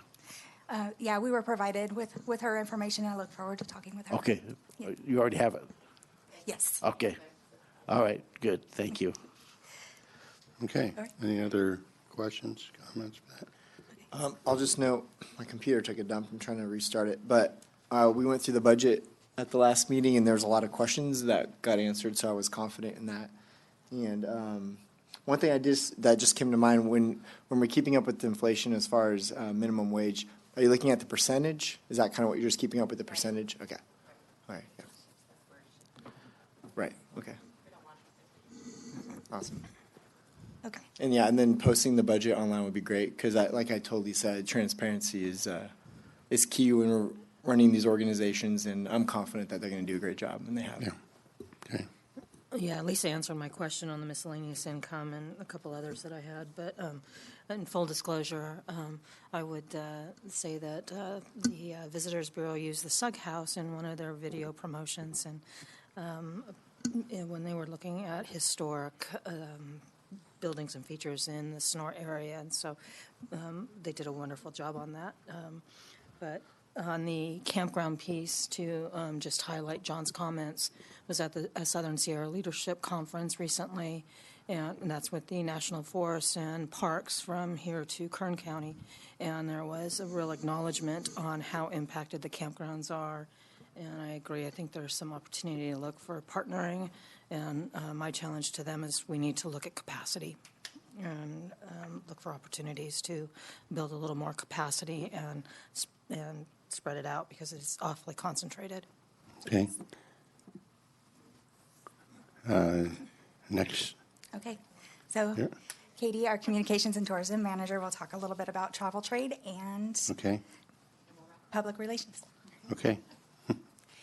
Good morning. So just to reemphasize what public relations is, it's working with the media to develop relationships and getting them familiar with Tuolumne County by arranging and coordinating media trips. It's really important for them to get a firsthand experience of Tuolumne County. It just adds some credibility and value to their publications. So as you can see, there's a notable increase in the public relations budget.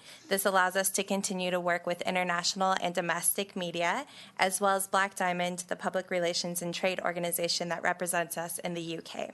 Working with international media is important as international guests stay longer in a destination and spend more money in a destination. We have also increased our presence with Visit California, which has opened up new opportunities for us, such as participating in group familiarization tours. We are part of the Visit California Superfam, and this year we're going to be part of the IPW, which is the largest international media show in the United States. We're part of their post-familiarization tour as well. So as you can see, the budget, we've increased and allotted a section of the PR budget to help us with group familiarization tours. Our media focus will include social campaigns to target millennials and perennials, which is a millennial parent, a market and term we learned about at our 2019 Visit California Outlook Forum that we attended. Top-tiered media and regional news broadcasts, such as Cron out of the Bay Area, who did a feature on Columbia, including highlighting Columbia Airport. The next section I'll highlight is the travel trade section of the budget, which includes working with travel agents, tour operators, airline representatives. This is to help us develop partnerships and increase group travel to Tuolumne County. The increase in the travel trade portion of the budget represents increase in partnerships for advertising with top travel trade companies, familiarization tours to train agents, and increase in meeting market advertising and meeting planners familiarization tours. The travel trade will focus on international travel markets, and meeting planners will focus on regional opportunities such as Sacramento and the Bay Area, with an emphasis on highlighting our local airports, midweek and off-peak travel. Are there any questions on the public relations or travel trade section? Anybody? Good job. All right, thanks. I'll pass it back to Lisa. I'll just wrap it up here.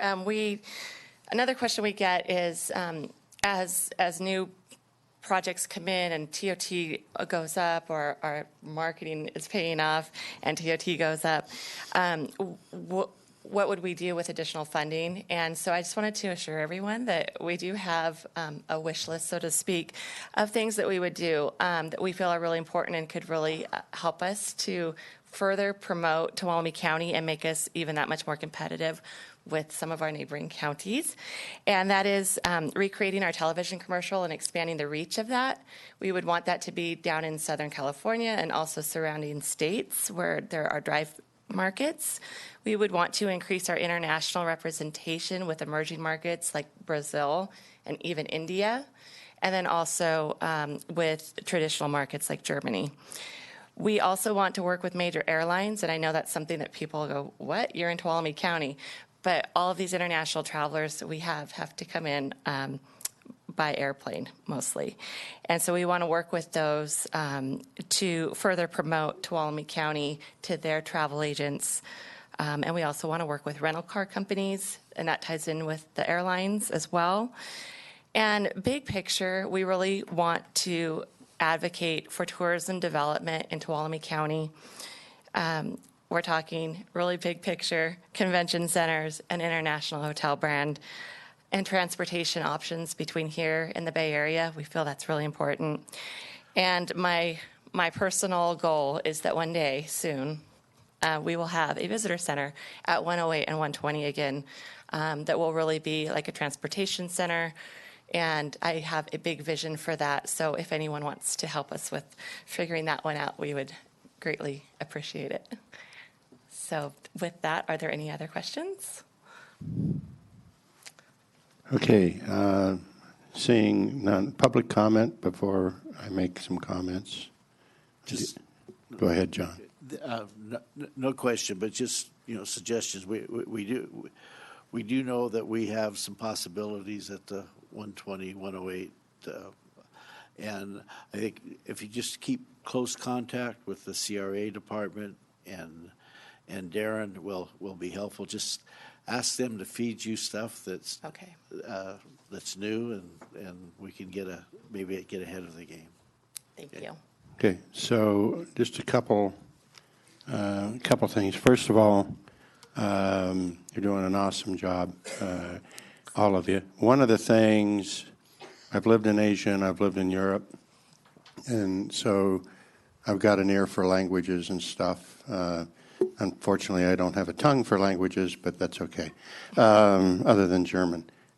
But one of the things that gives me the warmest, fuzziest feeling about how we're doing economically in terms of tourism on any given year.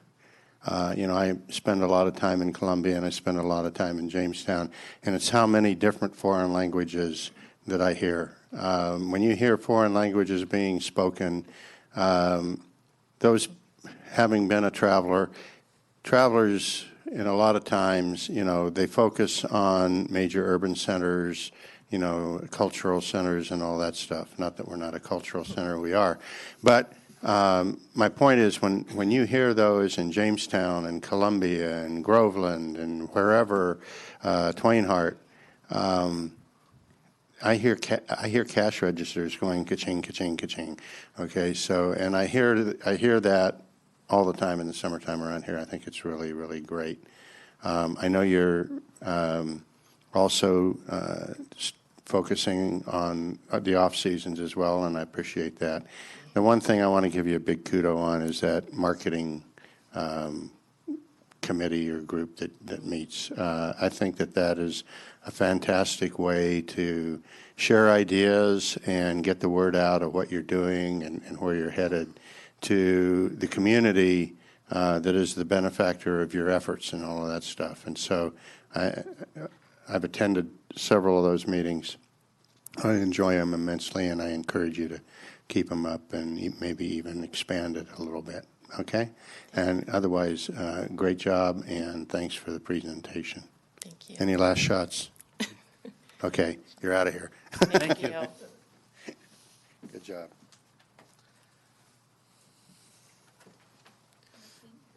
Uh, 19, please. This is consideration of approving a lease with Sonora Hills Business Plaza on Cedar Road, Sonora, for the Tuolumne County Sheriff's Office Patrol Investigations Divisions.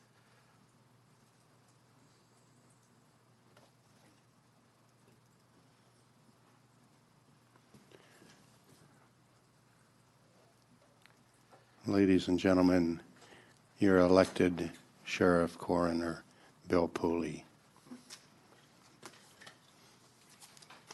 Thank you, Board, Chairman Rutherford, CEO Riggs, and of course, Sarah, County Council. So the purpose of this discussion is to talk about the Sheriff's Office's facilities, their current state, and an opportunity to find a new facility. Knowing that a solid statement or a problem statement is half the solution, I have some notes for you. So I also have some for everybody else in the back here.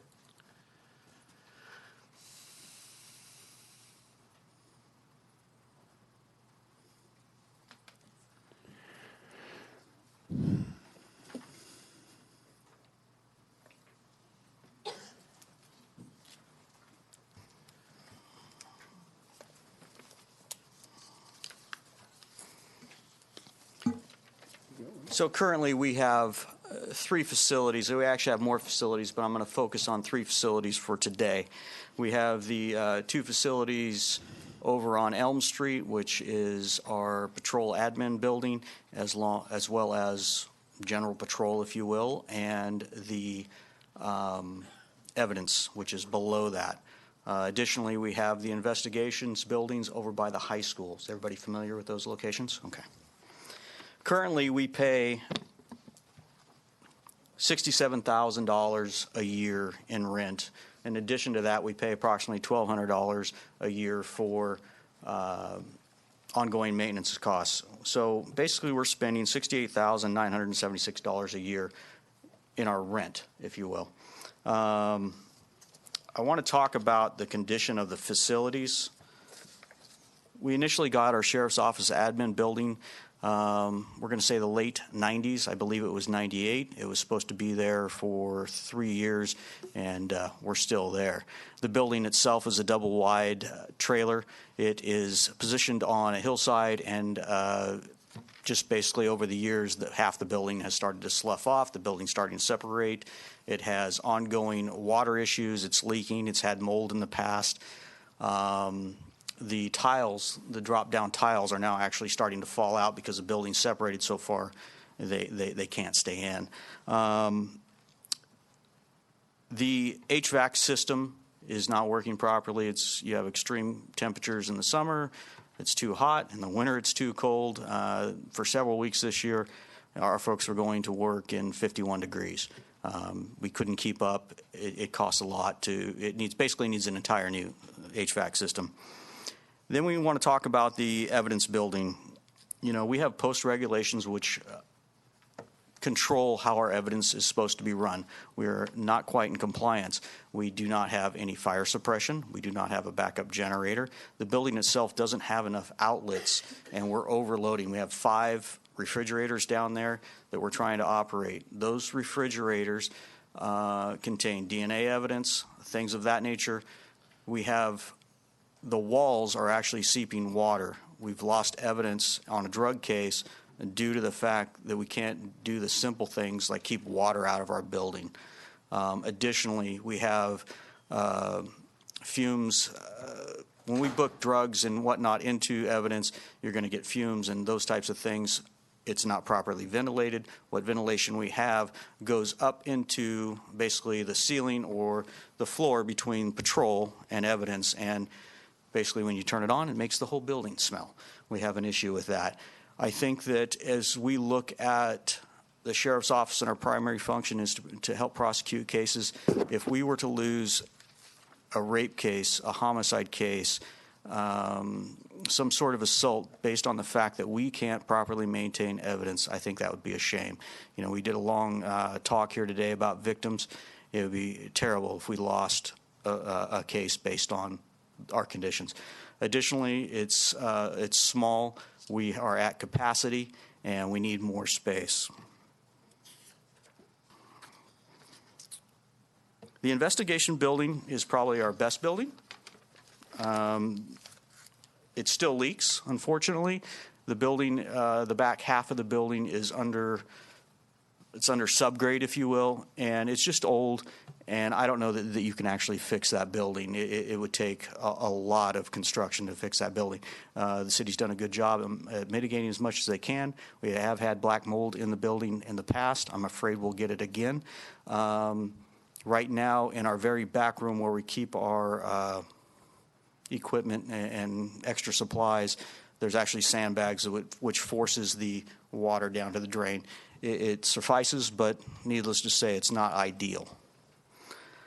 So we've looked for about 2 years now. We've had a discussion on how to get into a new building. Where are we going to go? We've talked about the Francisco building with some shuffling through that building. We could put part of our operation there. However, it would be very expensive to do so.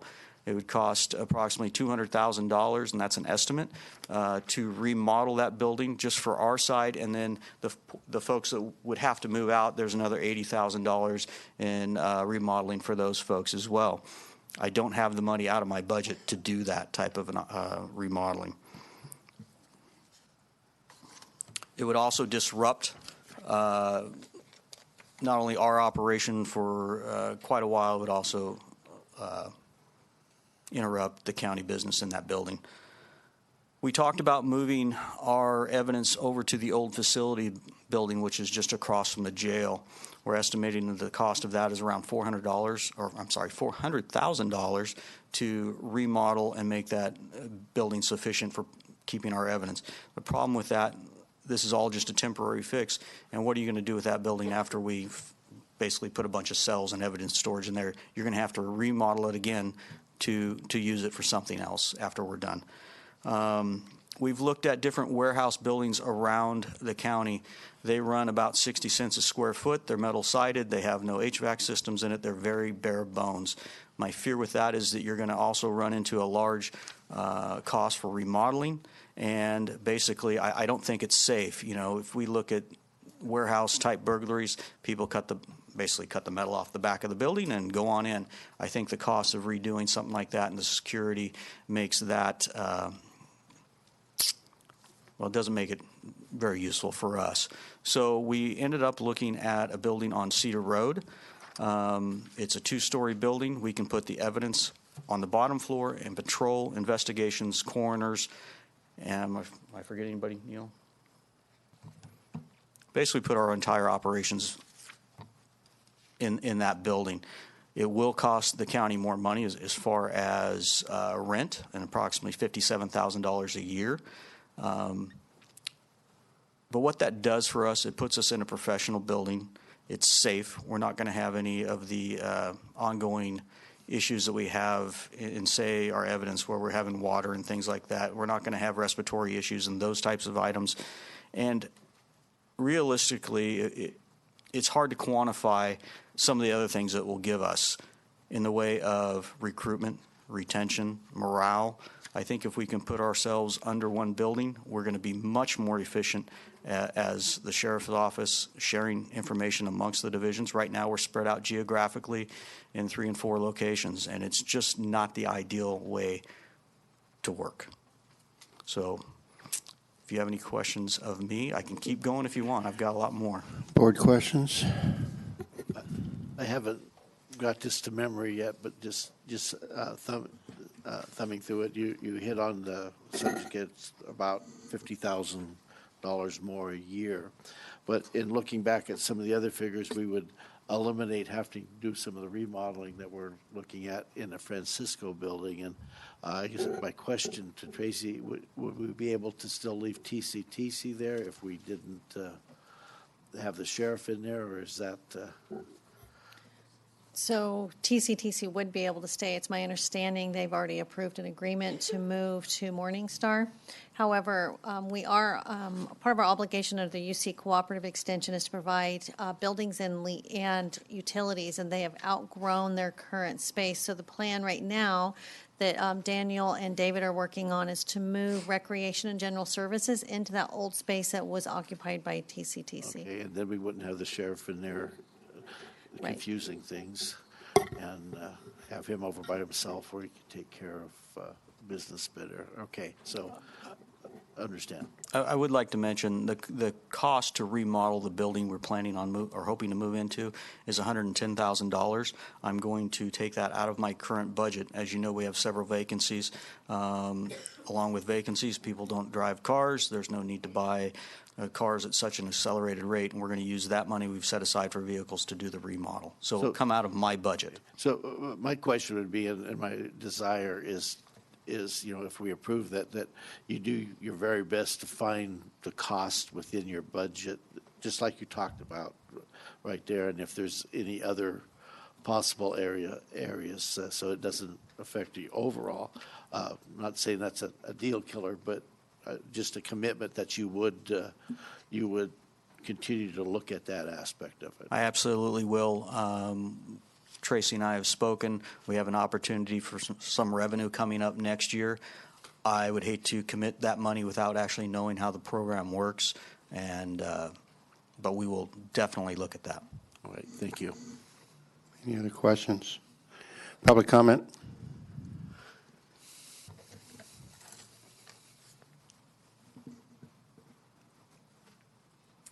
I thought this was very well done and very well thought out, and I support this because I've seen the 3 crappy buildings where he's located, and they're horrible.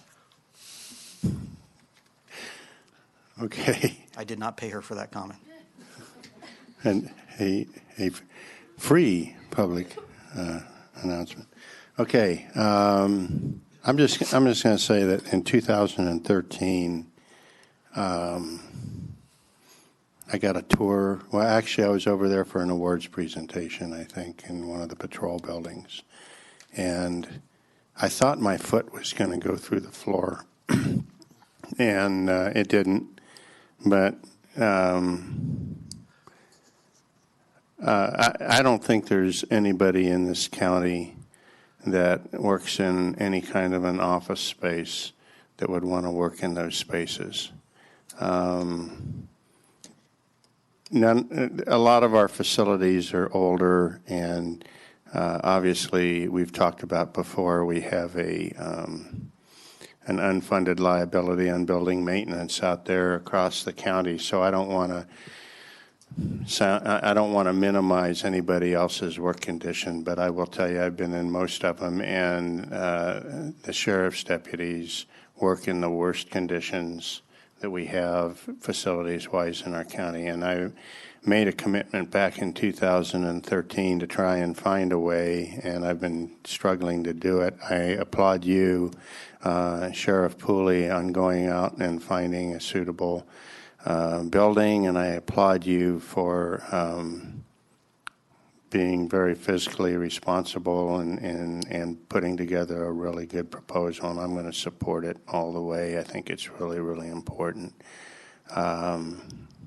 So with that having been said, I'm looking for a motion.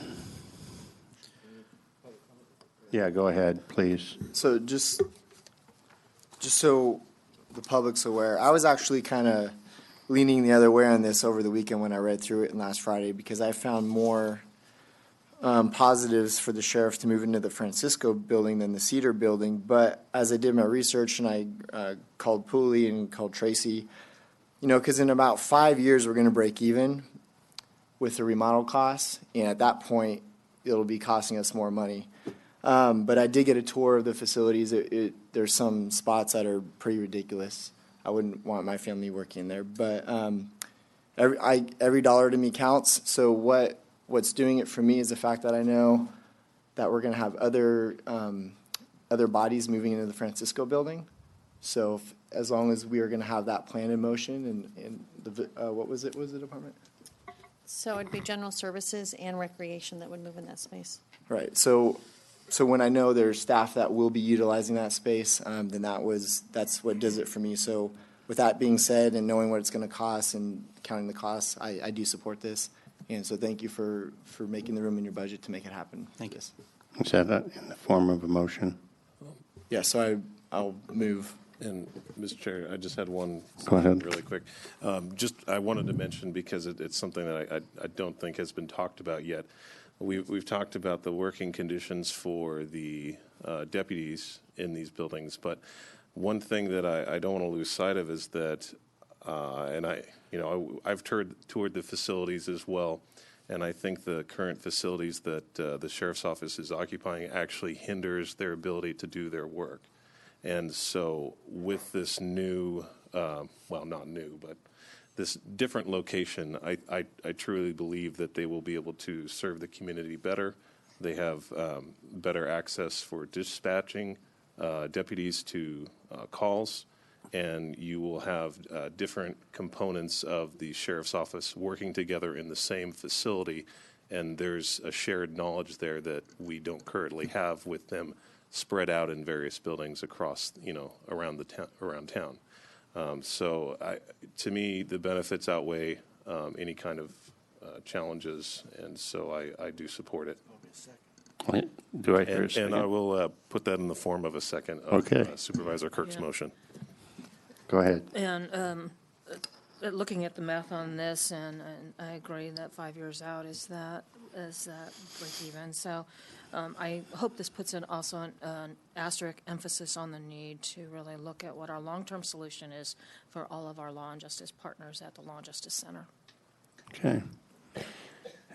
So absent any other comments from the board, all those in favor signify by saying aye. Aye. Opposed? Abstained? 5-0. Good job, Sheriff Pooley. Thank you. Can I make another comment? You may.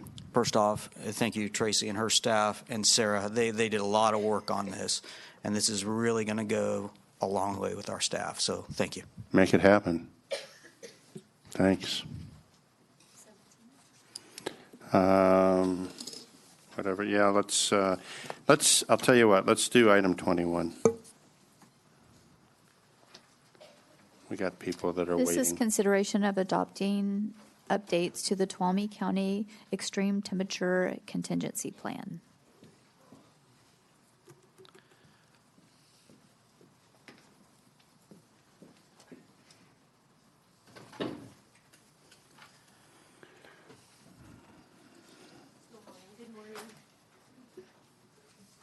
Good morning. Mr. Chairman, members of the board, and Administrator Riggs, presented to you today is a revised version of the Extreme Temperature Contingency Plan, which was originally approved by your board in 2011. The document serves to guide in the planning, response, and recovery for extreme heat or cold events in the county. Revisions were drafted by Public Health with input from the Human Services Agency and County Office of Emergency Services and include updated agency names, expanded content regarding the health impacts to the general population and vulnerable populations. Responsible entities were updated in all phases of the plan and emphasized the importance of working with our existing partners in the Healthcare and Safety Coalition and in building relationships and partnerships in the early planning stages. And appendices were added for guidance in center or shelter operations. The criteria for activating the 3 phases of the plan have not changed with this revision and include weather and temperature criteria based on the National Weather Service, power outage experiences, abnormal human and animal morbidity and mortality, neighboring jurisdiction activations, and health officer authority to make recommendations. The extreme temperature contingency plan is an annex to both the county emergency operations plan and to the health emergency preparedness and response plan. It's respectively recommended that the Board of Supervisors adopt this updated version of the extreme temperature contingency plan. Okay, Supervisor Gray. So last night we had our emergency preparedness meeting in Groveland, and one thing that stuck was I believe it was U.S. Forest Service talking about when PG&E, or was it the sheriff? I can't remember. Sheriff talked about when PG&E decides to cut power because of high winds and high heat and all of those things that you talk about it in the plan here, is that our inability at times to have that auxiliary power. And I want to make it clear that, our partners, where we're going to send these people, they need to have that auxiliary power. The Grove Community Hall used to, it doesn't have it anymore. I've been harping on this for 10 years. It can't be a cooling center if the power's out. It just won't work. And it can't be a warming center if the power's out. So I think it's important that we look at those facilities and make sure that we have that type of backup, because that's when we need it the most. And right now, I'm not confident that we do. So just my comment. Okay. Yes. Real quick, just I want to Go make sure ahead. Supervisor Gray knows that each year we have been putting in a request to OES for our hazard mitigation for that very reason, to mitigate in the event that we don't have the cooling centers or warming centers, that we have the ability to have generators. So we've been submitting that, and we did submit it again this year. Okay, is that grant funding you're seeking to get that? Yes. The amount for those types of generators they're significant. Define significant order of magnitude. 200 to 300. I'm looking at my cohort over here. in $200,000 the to back. $300,000. Okay. Yep, sorry, 200 to 300,000. Okay.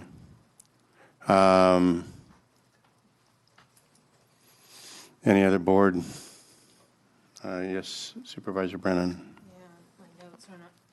Sorry, my notes are not coming up, and so I'm going to ask for some clarification, because when I was reading through this, if I read the table correctly, so the winter event that we had this winter, technically, would it have qualified for us to have opened the shelters?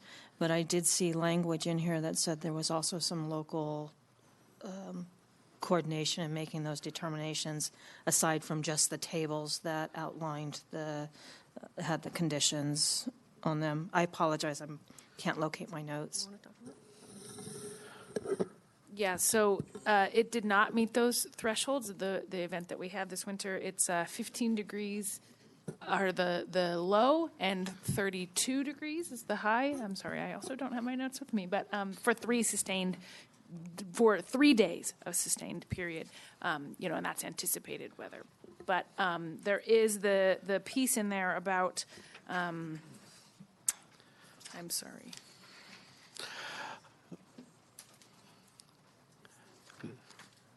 Go ahead. Yes, perfect. Yeah, so abnormal human medical emergencies or mortality due to extreme cold freeze conditions. And that's the piece where Dr. Bernstein could speak to that, where he has some latitude there. And thank you. And this is just really for the public to understand that we still have that local opportunity to make those decisions. Right, and thanks for the opportunity to weigh in on this. So that particular phrase is not a change. And of course, in the event where there's evidence, such as calls that I received, for example, from the Adventist emergency room, making reference to individuals who, because of a pre-existing condition of diabetes, had to have amputations of fingers, and other individuals were being held in the emergency room and could not be released until there was a satisfactory location for them to be released to. It's those kinds of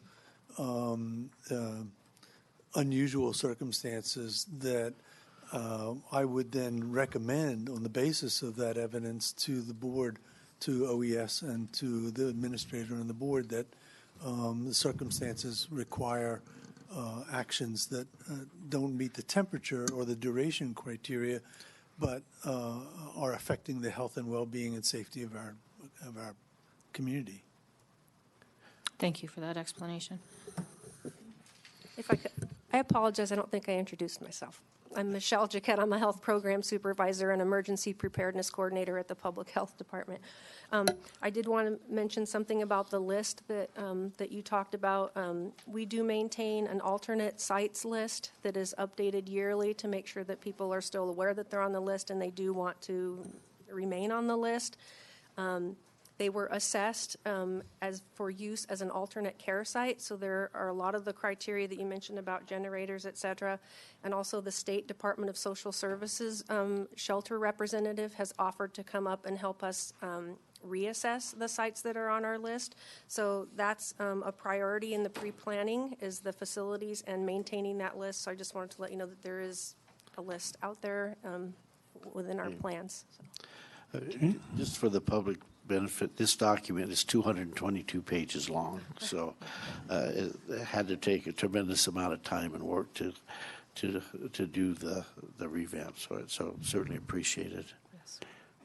Okay, so my comments are well, first of all, the best plan is a flexible plan, okay, because you can't always plan for every contingency and every nuanced contingency. So I think this does that. It gives us some flexibility. I know this past year with the standing up of our shelters, obviously outside the parameters that would automatically trigger it, it was important at the time. We did have a situation, as our health officer has noted, with the hospital, where they needed to discharge some patients and they couldn't because they didn't have a place to go. Additionally, we had some people up the hill. I think that Sheriff Pooley and his assistant actually got in Sheriff Pooley's car and went to a couple of ladies' house, elderly ladies, and took them to the church that was providing a shelter up the hill. So one thing that I'm not sure that the public is aware of is that this shelter activity is normally done. We may provide a facility for it or not, but it is normally done by either the Red Cross or private, in most cases churches, but nonprofits, whatever. They actually staff and support it. So I think that that's important. We have to do a lot of coordination, not just, okay, let's open up a shelter. It's not that easy, as Liz found out this last year, okay, in her baptism by fire as the OES coordinator. And it, honestly, because it was kind of unexpected, because it wasn't didn't meet the parameters, and we weren't prepared to go off script a little bit. It was a little bumpy road. It happened very well. I am really proud of the staff, and I'll tell you what, I'm really proud of some of our Health and Human Services staff. I think I made this comment in a previous board meeting, but I'm really proud of the Health and Human Services staff.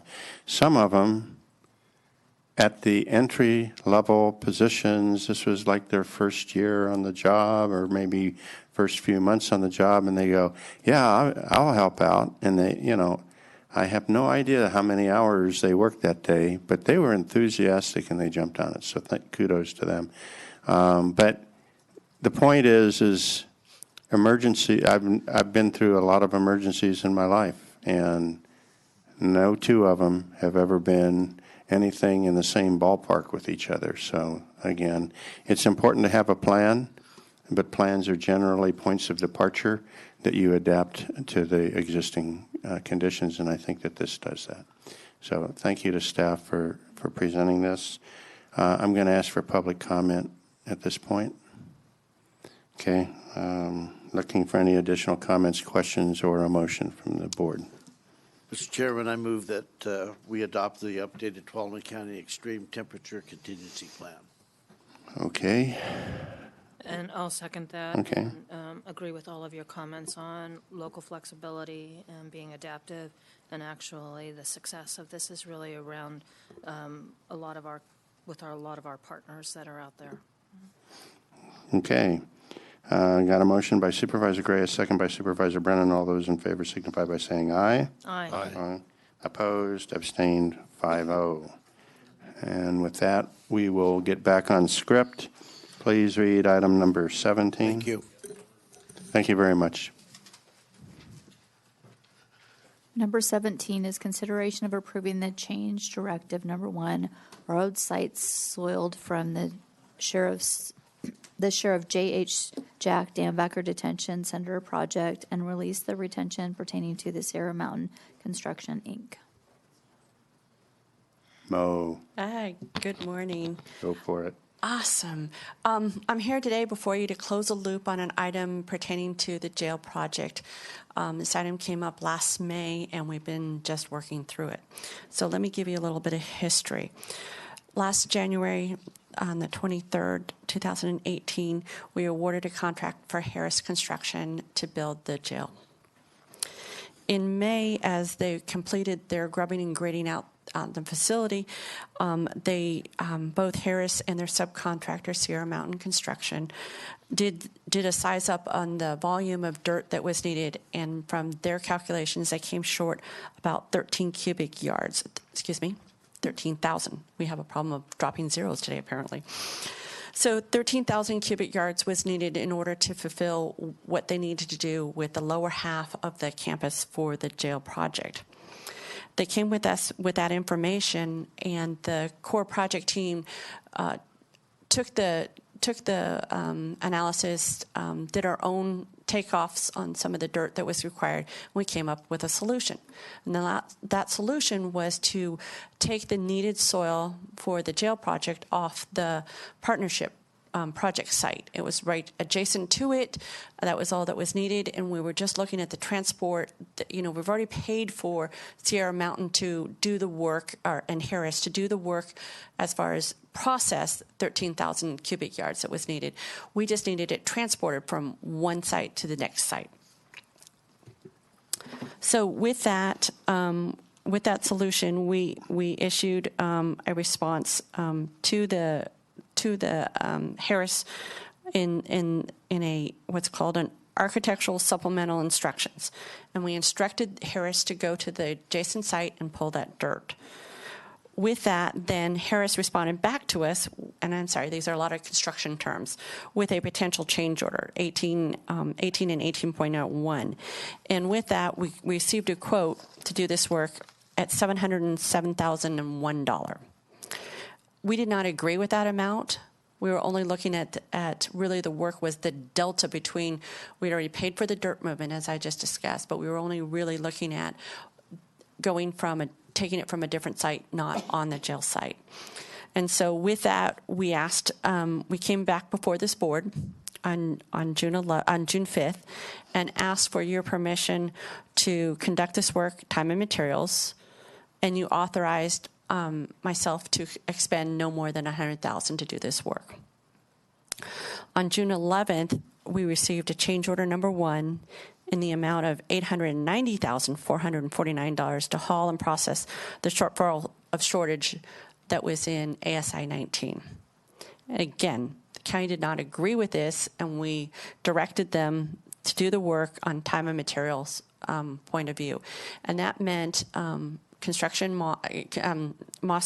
Company to log, tag, identify every single truck that went in and out. We reconciled every day with Harris as far as how many workers were on site, what did they do for that day, and what was going on.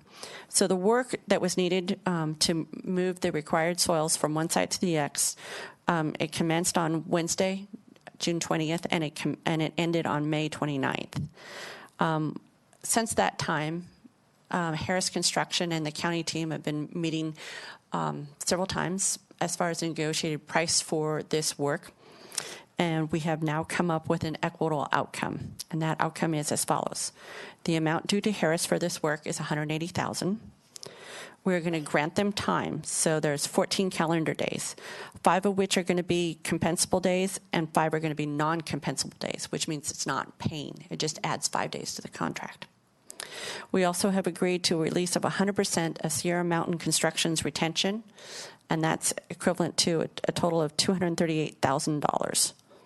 So at this time, because I only had $100,000 authorized to negotiate with this deal, I'm coming back to your board to see if you are okay with $180,000. And if so, what we will do is this will be then integrated into change order number 3, which will come back to your board of supervisors for final vote. Well, first, we have to say good work. We looked at that original figure. It was really, as you said, really way out of the ballpark. Not realistic. I certainly thank you and the team for negotiating that down to what is probably a real reasonable level. Thank you. Okay. Anybody else? Just because I'm coming in, this was last year. Sure. The original bid, was it, so it wasn't specific as far as where that dirt was going to be moved, it was just dirt? In the original bid, when we awarded to Harris Construction, the assumption was that all the required dirt was already on site. Once Harris started the project and started moving dirt around, they had a surveyor come out and they recalculated what was on the site, and they found that no, the numbers that were included in the plans and specs were not correct. You are short dirt by 13,000 cubic yards. So their original assessment was wrong? The county's original assessment was wrong from our engineers, right? Okay. And that's not county engineers, it's the engineers. And I'm from not our trying to blame, I'm just architect trying to firm. understand Absolutely. the bid. Mm. Okay. Mhm. Okay. Thank you. You're welcome. Anything else? Public comment? Okay, seeing none, bring it back to the board. Looking for a motion. I'll move on staff recommendation. Second. Okay. Motion by Supervisor Brennan, second by Supervisor Gray. All those in favor signify by saying aye. Aye. Opposed, abstained, 5-0. Thank you. Next up is item number 18. This is consideration of approving correspondence regarding the Lake Don Pedro hydroelectric project draft environmental impact statement. Good morning, board members. Liz Peterson, County Administrator's Office. I am here today to discuss the Lake Don Pedro Hydroelectric Project, Federal Energy Regulatory Commission, or FERC, relicensing. This process has been going on since 2011 and is now closing down to its final stages. In September 2017, Turlock Irrigation District and Modesto Irrigation District, who own the Lake Don Pedro Dam, Reservoir, and Powerhouse, submitted their final license application to FERC for a 50-year license. Just as a reminder, a FERC license is necessary for any entity who wishes to generate power using water. In February 2019, so just a couple months ago, FERC issued their draft environmental impact statement on the project, which is a necessary step. Staff has been engaged in this FERC relicensing process for many years. We have attended settlement negotiation meetings, participating in the recreation caucus with the whitewater rafting companies and other stakeholders, and even meeting directly with the districts to discuss the terms of the final license application. The county's interest in this process has been primarily related to concerns regarding the use of Ward's Ferry Bridge as the main takeout location for whitewater rafters on the Tuolumne River, as well as some health and safety concerns associated with the Don Pedro project. Your board sent comments expressing these concerns both in March 2014 and January 2018. Those are formal comments. Your board has also been engaged informally in a variety of ways.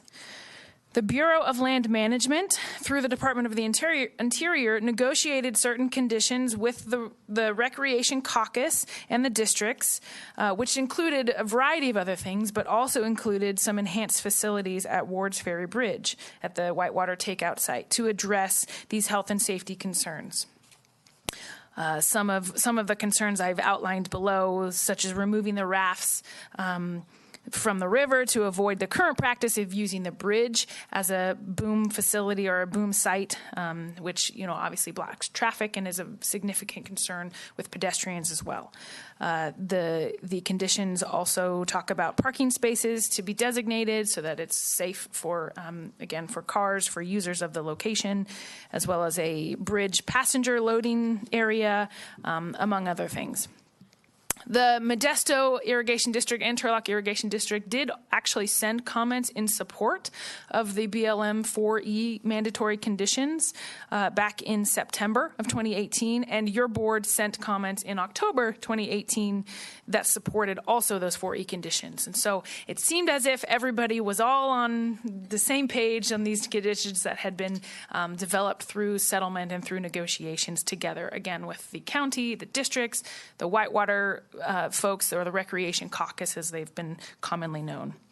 However, FERC, in this draft environmental impact statement that it just released in February, has determined that the Wards Ferry Bridge and the concerns that we have expressed numerous times related to the use as a whitewater rafting takeout location are not related to the Lake Don Pedro hydroelectric project, which means that BLM's mandatory 4E conditions may not be included in the license that FERC issues to the districts and therefore may not be required. Now, there is potential still for them to be included, even if FERC doesn't necessarily agree that it is a part of the project.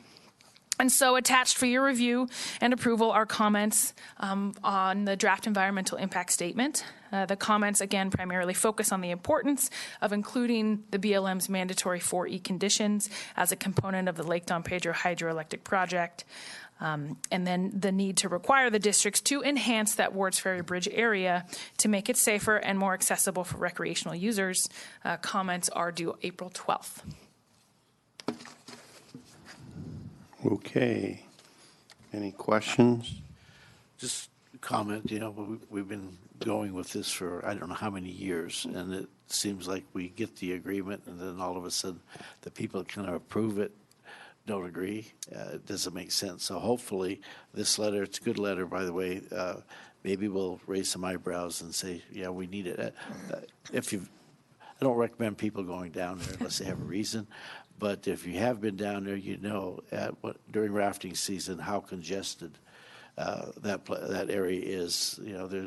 There could be as many as 50, 60 people on the bridge at any one time, and 2 boom trucks, no restroom, no emergency service as far as trying to be able to use your cell phone to get out of there. So it is something that is really needed, in the big scheme of things. So hopefully this will open some eyes. Supervisor Brennan. Yeah, I was surprised to see this back on our agenda too, because I really thought that we had found a solution that all parties were really in agreement to.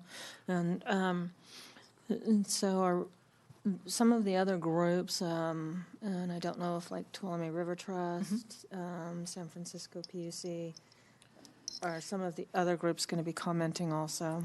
Yeah, so the Recreation Caucus or the Whitewater folks, Tuolumne River Trust, and then our local Whitewater outfitters, as well as some folks who represent the private whitewater industry.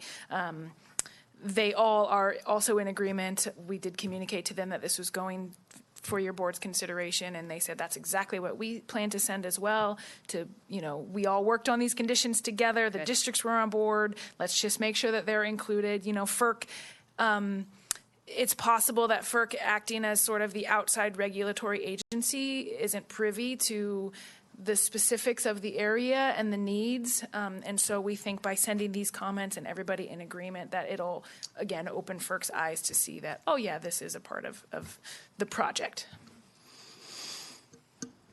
Okay. Public comment?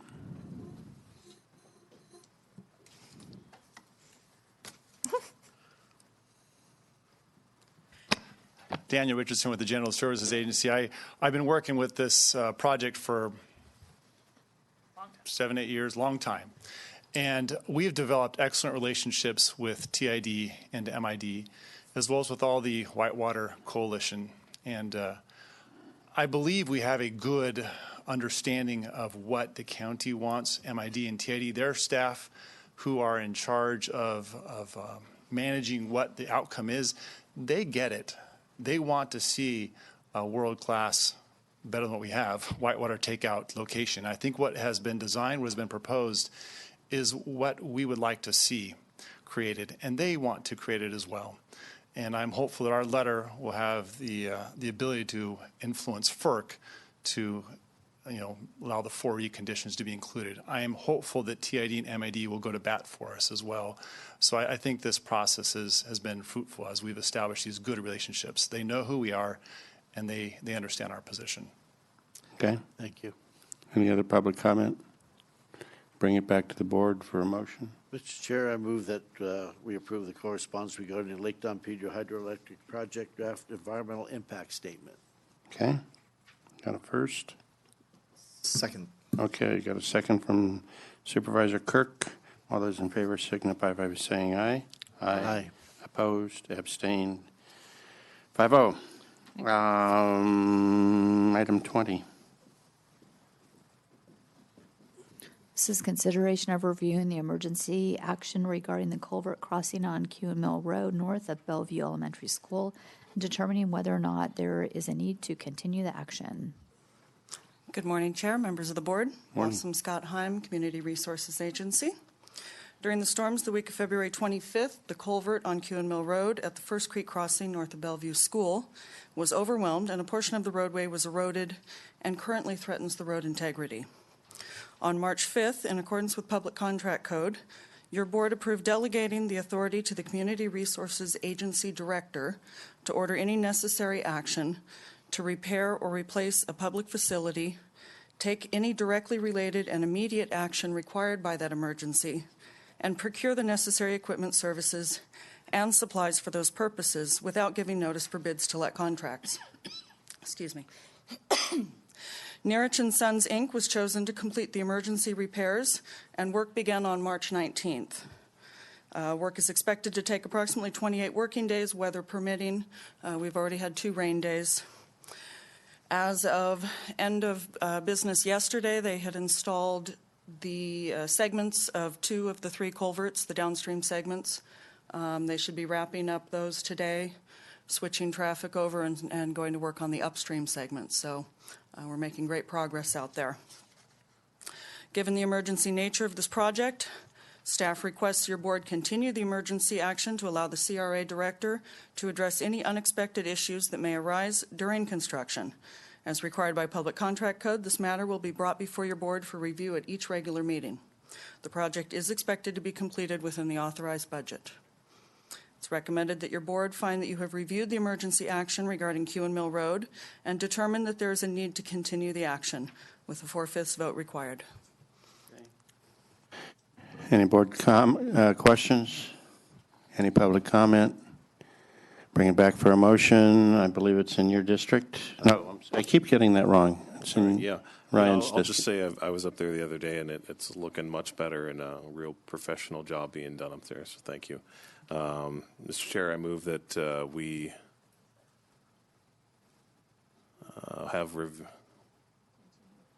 we continue action regarding Kewen Mill Road, and I determined that, yeah, we need to continue action.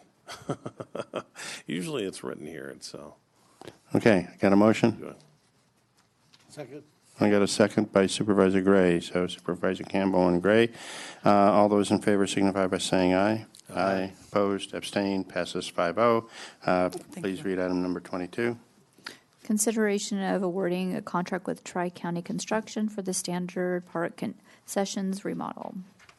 Okay. You're working on 48 seconds. Good morning still. Daniel Richardson with General Services Agency. Along with me is Eric Aitken, Recreation Manager.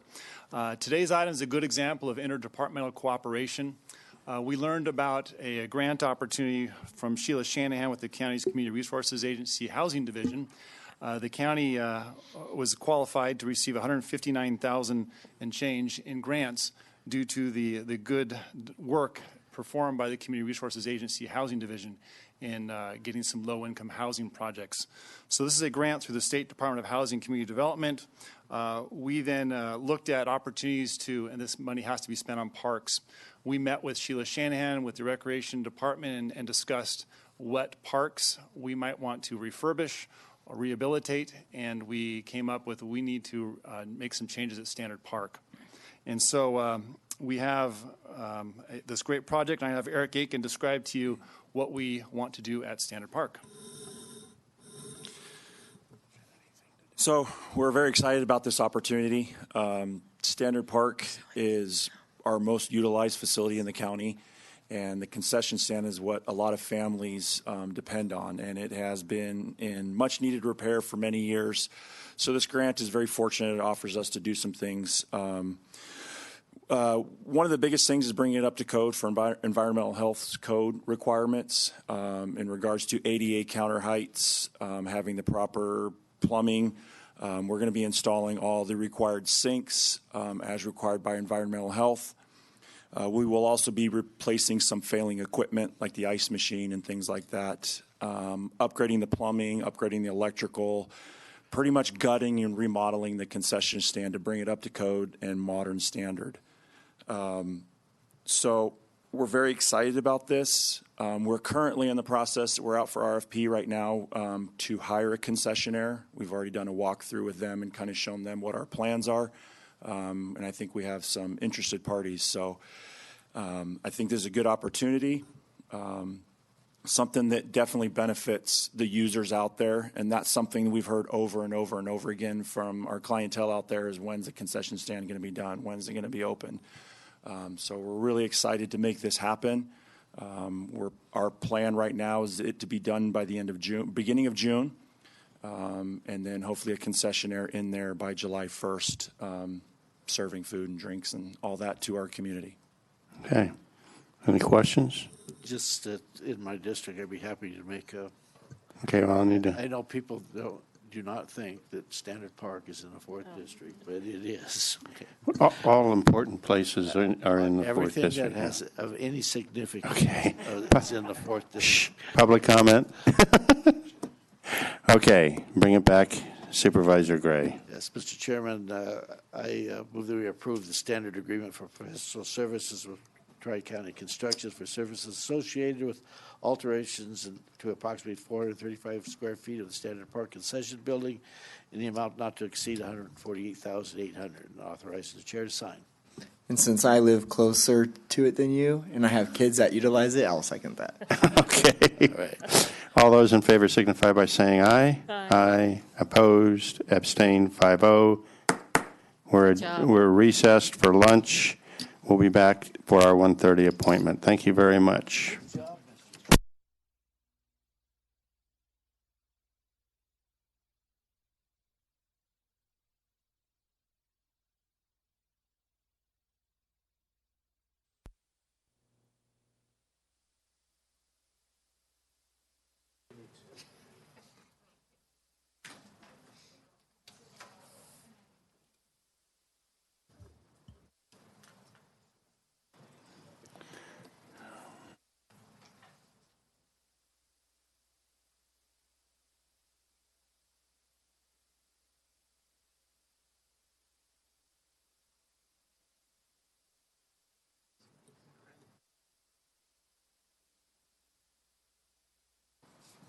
There's the standing room only crowd here.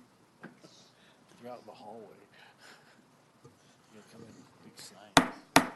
Okay, we're going to reconvene the Board of Supervisors for our first April meeting. Would the clerk of the board please read our 1:30 appointment? So this is a public hearing to consider an interim urgency ordinance placing a moratorium on commercial and research cultivation of industrial hemp in Tuolumne County. Okay, I'm going to go ahead and open the public hearing. Staff report. All right. Deputy County Counsel Carlin Drivdahl. So today we're going to talk about industrial hemp. The county currently bans commercial cannabis activities, including cultivation, but that ban does not address or cover industrial hemp. For today's public hearing, your board did receive one public comment via email from Mike Brockman, who is against this, a ban or a moratorium. Against the ban. That is correct. Okay, not against industrial hemp. That is correct. Okay. So the government code authorizes your board to impose a moratorium, a temporary prohibition of an activity, when such activity would result in a current or immediate threat to public health, safety, or welfare.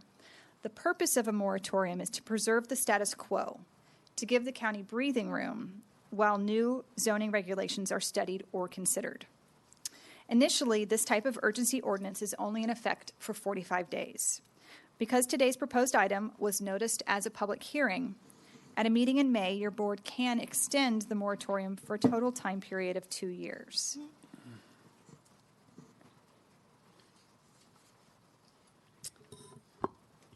Okay, industrial hemp is from the plant species cannabis, excuse me, sativa. It is high in fiber, low in THC, and high in CBD. Hemp is used in a variety of products such as paper, textiles, cosmetics and body care, food, and fabric. In recent years, there has been an increase in interest in CBD oil-derived from industrial hemp. There are differences between how industrial hemp is grown for fiber and how it is grown for CBD oil. Industrial hemp for fiber is typically grown up, not out, because the focus is not on producing flowers, but producing for length of stalk. In this way, hemp is a very similar crop to bamboo. The stalk, which contains the fiber and hard woody core material, is the primary commodity. When grown for CBD oil, the male plants are culled. Even a few males in a hemp field can pollinate an entire crop, triggering seed production in females, diminished flower set, and a reduction in CBD concentration. The female plants are tended to on an individual basis. The flower and the seed are the primary crop or commodity. Cannabis, THC-producing plants are grown to an average of 5 feet in height. Male plants are culled and female plants are tended to on an individual basis. The flower is the main commodity for cannabis. Thus, industrial hemp plants grown for flowers and cannabis plants will be cultivated in a similar fashion. Clandestine cultivation of industrial hemp is prohibited. All plots must have signs indicating they are industrial hemp. Industrial hemp cannot be grown on less than 1/10 of an acre. Growers of industrial hemp and seed breeders must register with the Agricultural Commissioner's Office. Before the crop is harvested, a grower must have his or her crop tested for THC. The THC level must be 0.3% or less. California has not issued regulations for the sampling procedures nor protocols for eradication of the hemp should it exceed the allowed THC level. Established agricultural research institutions are exempt from the acreage minimum, the registration requirements, and the THC level requirements. Before cultivation, an established agricultural research institution must provide GPS coordinates to the Ag Commissioner. As a now recognized agricultural commodity, industrial hemp could be grown in any zone in Tuolumne County, which allows agricultural activities after obtaining a registration from the Ag Commissioner. Currently, residential estate, 1 acre minimum districts could have industrial hemp farms on them. Again, the industrial hemp law allows for cultivation sites to be a minimum of 1/10 of an acre. There could be impacts to other agricultural operations within Tuolumne County. The established agricultural research institutions are exempt from growing industrial hemp from an approved seed source. This opens up the county to potential weed seeds and diseases. At this time, there are no approved pesticides for use on industrial hemp. This leaves the crop and surrounding crops subject to invasion by weeds, insects, and diseases. As I mentioned earlier, there are no regulations for the sampling procedures nor protocols. There are also not any approved labs to conduct the testing for THC levels. As I stated earlier, the county currently bans commercial cannabis cultivation. If industrial hemp cultivation is allowed under the state program without any further county parameters, the enforcement of the county's cannabis ban will be hampered. If a suspected cannabis grower claims to be growing industrial hemp, co-compliance and/or law enforcement will have to enter the property and take samples to confirm. This will impact the already limited co-compliance resources. The California Department of Food and Agriculture has submitted its proposed registration regulation to the Office of Administrative Law and requested an immediate effective date, which recently could be as early as tomorrow. However, on Friday, the CDFA submitted an amendment to the regulation, which does push the potential back the potential effective date, but not significantly. California has not developed all of the regulations for the cultivation of industrial hemp. Once they do complete this process, the industrial hemp program will be submitted and approved by the federal government. To date, California's program has not been submitted, and it is unknown what, if any, changes would be required by the federal government. And to date, 15 counties have adopted industrial hemp moratoria, and another 4 are in the process of doing so. So at this time, staff is requesting that your board conduct a public hearing and adopt the proposed urgency ordinance. A 4/5 vote is required for adoption. If adopted, staff would return at your May 7th meeting to request a possible extension. At that meeting, staff would update your board and the public on the state's activities regarding industrial hemp. To date, your board has not had the opportunity to discuss or study industrial hemp and the potential impacts to the county. Staff is looking for direction from your board on further research or investigations required to assist you in determining the county's path for future regulation or ban of industrial hemp. As this will impact workload for the Agricultural Commissioner, County Council, and several other departments, staff is asking for directions as to where this topic fits into your board's priorities. And with that, we are here to answer any questions you may have. Okay. Where to start? First of all, anybody have any questions on the staff presentation? Any board questions? Go ahead. I think it was, very thorough. Thank you. I did some other research. It's just typical of the state of California being ahead of the horse, the cart pulling the horse. And I think what you're proposing is the most logical step that we can take at this time, and hopefully that the state will come in with regulations that makes sense. Anybody? Just to clarify, so we can do a 45-day up to 2-year, and the suggestion right now is to wait until May and then reevaluate. Under the statute, this first ordinance can only be in effect for 45 days. Okay, and then what okay. Then when we come back in May, your board will have the option to extend it 22 months and 15 days for total time. Up 2 to years. that, okay. Mm-hmm. Okay, Ryan. You said it would impact the workload. Have you had any requests from industrial hemp growers to set up shop yet? Or are you aware of any that are waiting for the opportunity?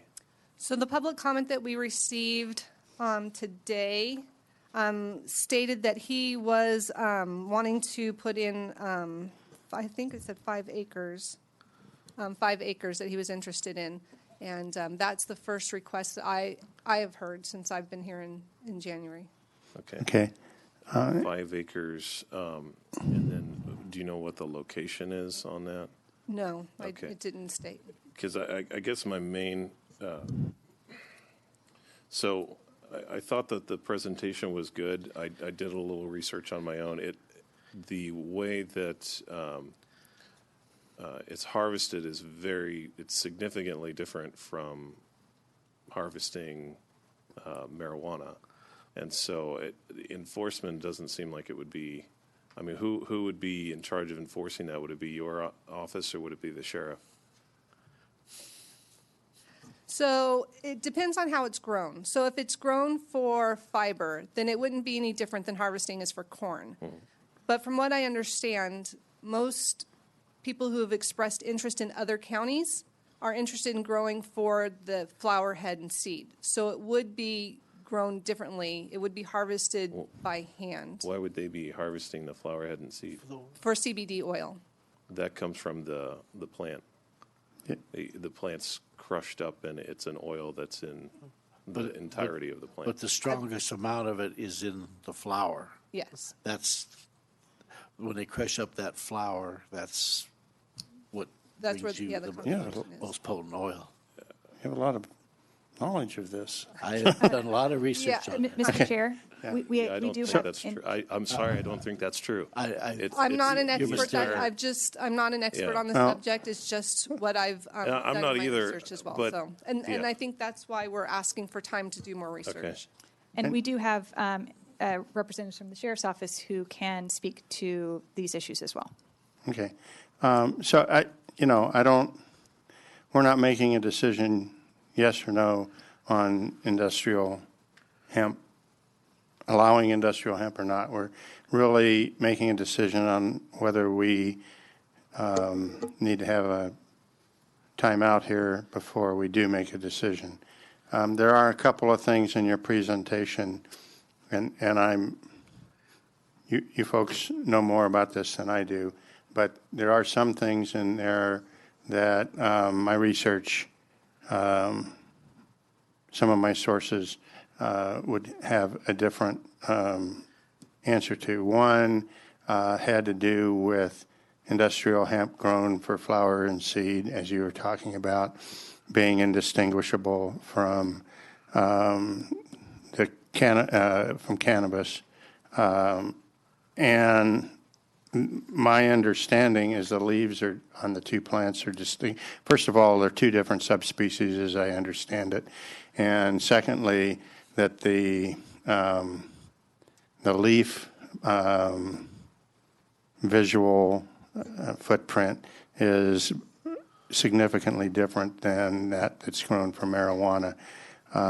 So my point is, we all have different knowledge bases, or think we do. Personally, I know just enough to be dangerous right now. So I think it's a good idea to do a moratorium, but here's my concern, okay?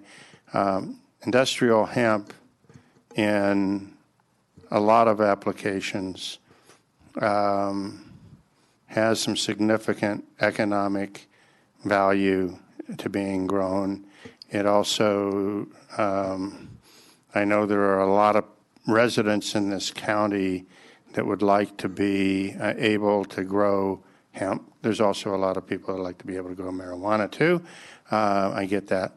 But my point is what I don't want, and I don't want the public to feel like that we're putting a moratorium in place, and I like the 45 days. But I don't want them to think that we're putting the moratorium in place with the intent of it really becoming a long-term ban. So I think if we're going to put a moratorium in place, and I personally favor that, I think part of that is a commitment, and I know it's a staff workload and stuff, and I don't think we can do it in 45 days.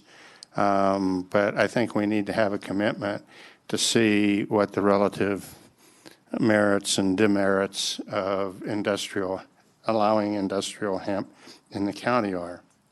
And I think everybody knows how I feel about marijuana, and so But industrial hemp to me is different, and I want to be much better informed before we make that kind of a decision. So that's just me. Yeah, go ahead.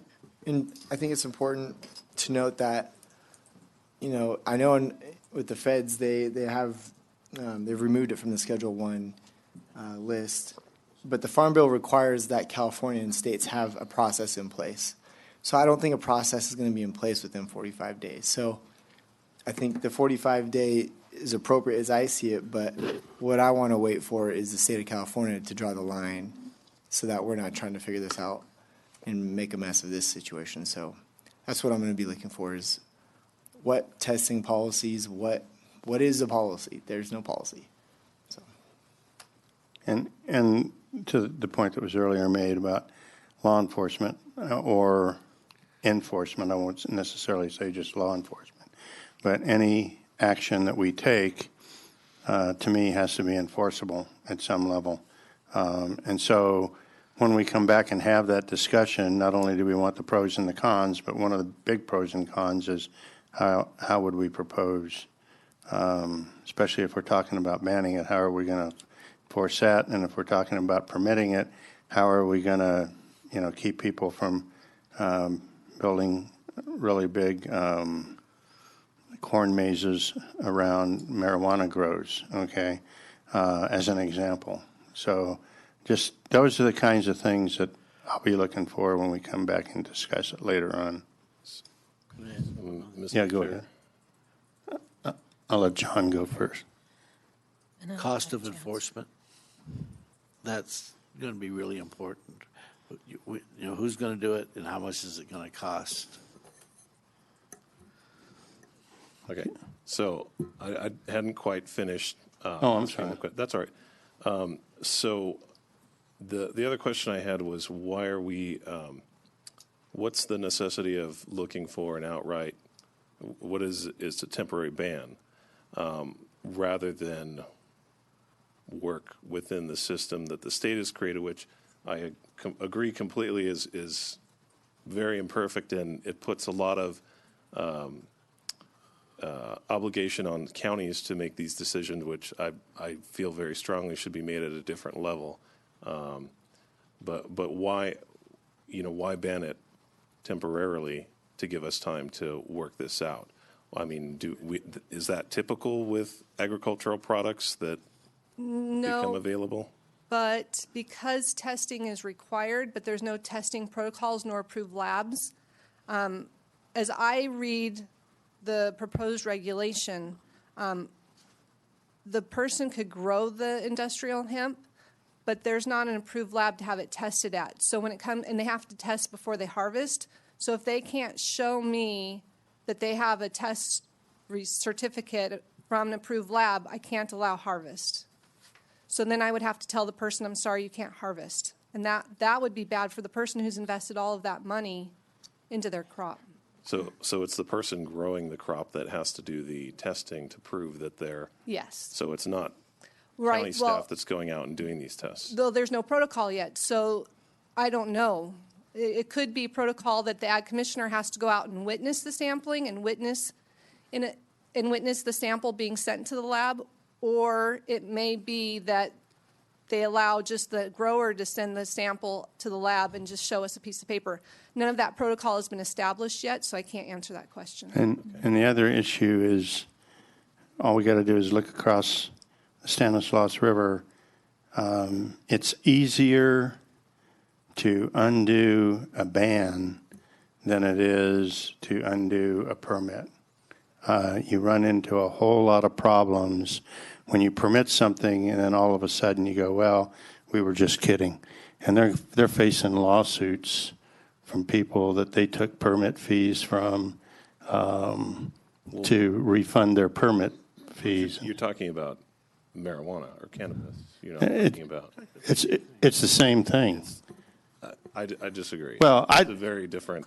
It's a different plant, but it's the same difficulty administratively if you tell people they can do it and then you back off and you say you can't. Yeah.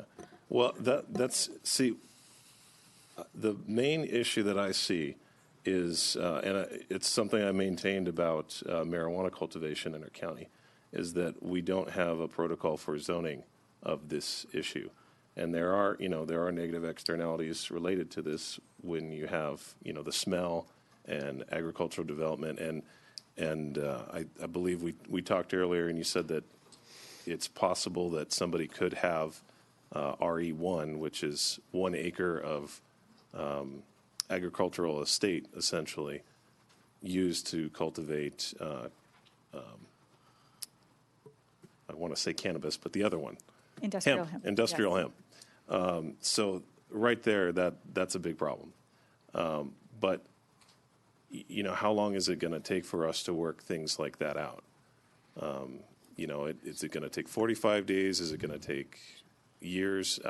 I don't see, I want to see an endpoint where we can say to these people who want to do something that the state has said is legal and that they should have a right to do.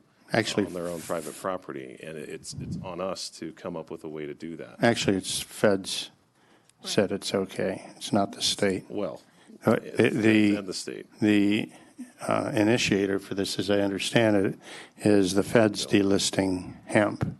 Is that correct? That is correct. Thank you. Supervisor Brennan, you've been trying to get a word in edgewise here forever. Yeah, because I'm listening to this conversation, and I really think that this is a pathway that is logical and makes sense. And so, because it does two things. Hopefully, we're going to have an opportunity to see what the state says, because along with the testing component that you talked about, there are, for example, no pesticides or herbicides that are currently legal to use. And what I don't want to see is a situation where people think that there's an open door and we can start growing, and then we just start having all these chemical applications that are ill-advised at best, dangerous, toxic from a lot of perspectives. And so there are multiple pieces of this that actually, if we wanted to move forward, we would need the time to investigate it and to do a well-thought-out ordinance that, looked at land use, looked at all of the potential conflicts, looked at enforcement, because I agree, I don't want to open this door if we don't have the vehicle to enforce it. That, for me, is going to be a priority. So I like this process, doing the 45-day moratorium. I think we come back at the first meeting in May and provide staff direction at that point, because then we will either be investing the staff time in looking at what a potential program might be, but we will have time to see in the year ahead. I don't know what the state is anticipating on a time frame for coming up with their some sideboards. They're being very vague with the time frame. Because they don't have. Because they don't have. They're grappling with these same issues. Exactly. They're grappling with the same issues. So it could be the end of this year, it could be the beginning of next year, that they have a full regulatory package together to present to at the federal level. Okay, just a second. I'm going to ask the indulgence of my colleagues on the board. This is a public hearing, so what I'm going to do is open it up for public comment, and then we can come back and continue our internal debate here. So any member of the public that wants to speak, please come to the podium. Oh, that was easy. Okay, we're seeing none, for the record. I'll bring it back to the board. Anaya, you seem to want to get something in. I'm sorry. Close the public hearing. Real quick, I just want to remind the board, it's legal from the Fed point, but it's illegal until there's a plan. It's actually, unless the state has a policy and a plan in place, it won't be approved by the Fed. So we can go back and forth all we want, but until we have a legal path moving forward, that's where I'll draw the line. So that's what I'll be looking for in the future. What is the policy that the state has approved and has been approved by the state or by the feds? So I want clarification on what he just said. My understanding is if we don't have a moratorium in place, they can start growing hemp. The state is going under state law. Once the CDFA regulations are approved and effective, the county agricultural commissioner is to issue registrations. Okay, so we need to do the moratorium. Okay. And we do have law enforcement here from their perspective as well. Sheriff Pooley, you want to get your 2 cents worth? Good afternoon, Board. I think you've all said great and wonderful things. Realistically, for my office, by not imposing a moratorium, it's going to create a lot of angst for us. We're not going to know. We have no way to test if a field of cannabis is, in fact, industrial hemp, or is it recreational? What could it be used for? We have no way of processing where that marijuana then is going to go. I think taking our time and getting it done right the first time is how we should go. Okay. So I got a little birdie whispered in my ear. The little birdie sits at the far end of the dais down there. One of the things that we have to, I think we owe it to our staff to remember as the board up here is not just whether we want them to work on this issue or not, but where work on this issue fits into the priorities that this board has already established. And I will remind those of us that went through the very painful marijuana process and note to the two of you that did not have to sit through that, that this probably won't be as bad as that, because I think that there are some lesser issues. Some of the issues associated with marijuana are lesser issues with regard to this, but it's still going to be no mean feat. So what I would suggest is, as a first step, I would like staff to, one, I'm going to vote to approve the moratorium. I think that not doing that is, I've seen what the results in Calaveras County have been with marijuana. This is not exactly like marijuana, I'll grant you that, but I think the risks are still there. So I'm going to vote for that. But as part of that, I think the first step is I would like to see the staff come back to us sometime in that first 45 days with a work plan / analysis, whatever it is, of what it's going to take to get to a decision. Okay, and we've got staff that went through that process with marijuana, and they've got that experience to draw on.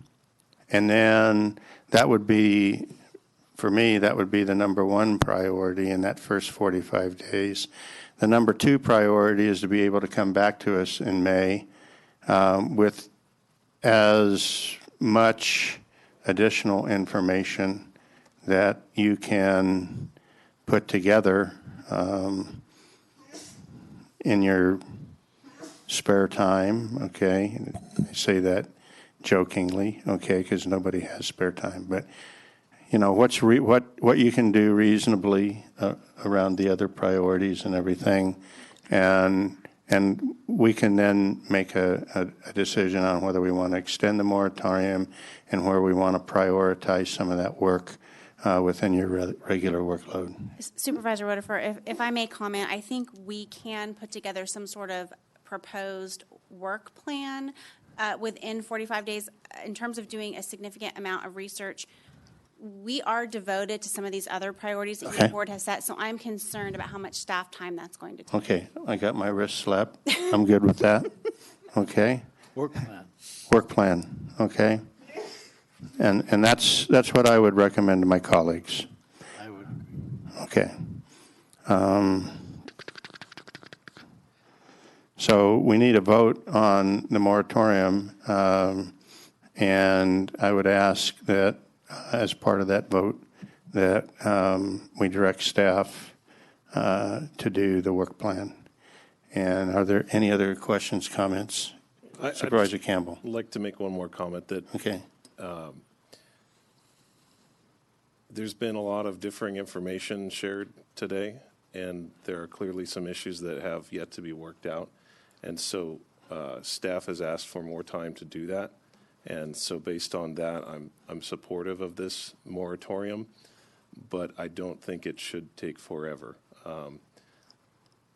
There comes a point where government should not be impeding free enterprise. And if there are people who are interested in doing this, we're not talking about a drug. We're not talking about an illegal substance. We're talking about industrial hemp, which the federal government and the state have agreed is something that's legal. So impeding that process, I think, should be as short as possible to get our ducks in a row, and it's on us to do that. I wish it weren't on us, but it is, and I think we can do that in a hopefully short time period. But that's where I stand on that issue. Okay. My final comment is I agree with Supervisor Campbell. This is, in my view, until I'm convinced differently, this is not another marijuana kind of thing. But by the same token, we have to live within our means and stuff like that. So the work plan will advise us how to do that. And so I'm looking. You have another comment, or you got a motion? I'd be happy to make a motion. Okay. Mr. Chairman, I move that we impose a temporary moratorium on the commercial cultivation of industrial hemp and the cultivation of industrial hemp by establishing agriculture and research institutions within the unincorporated area of Tuolumne County, and for staff to bring back a work plan within 45 days. Okay. Just to confirm that we're adopting the moratorium with the attached urgency ordinance. Yes. Okay. Do I have a second? I'll second. Okay. Got a motion by Supervisor Gray, a second by Supervisor Kirk. All those in favor signify by saying aye. Aye. Aye. Opposed? Abstained? That was easier than I thought it would be. Okay. Let's go back to item 24. Yeah, let's go ahead and do item 24. No, we'll do 23 when we come back and report out. So Thanks, I also Steph. wanted to announce that number 25 has been pulled off the agenda and will not be heard today. Okay. So number 24 is closed session, conference with legal counsel, anticipated litigation, authority, government code section 54956-9D2, and it's one case. Okay. Do we anticipate reporting out? Yes. Okay, we do anticipate reporting out. We are going to recess into closed session. And public comment? Oh, and public comment? Seeing none, we're going to recess into closed session, and we will return with our anticipated report.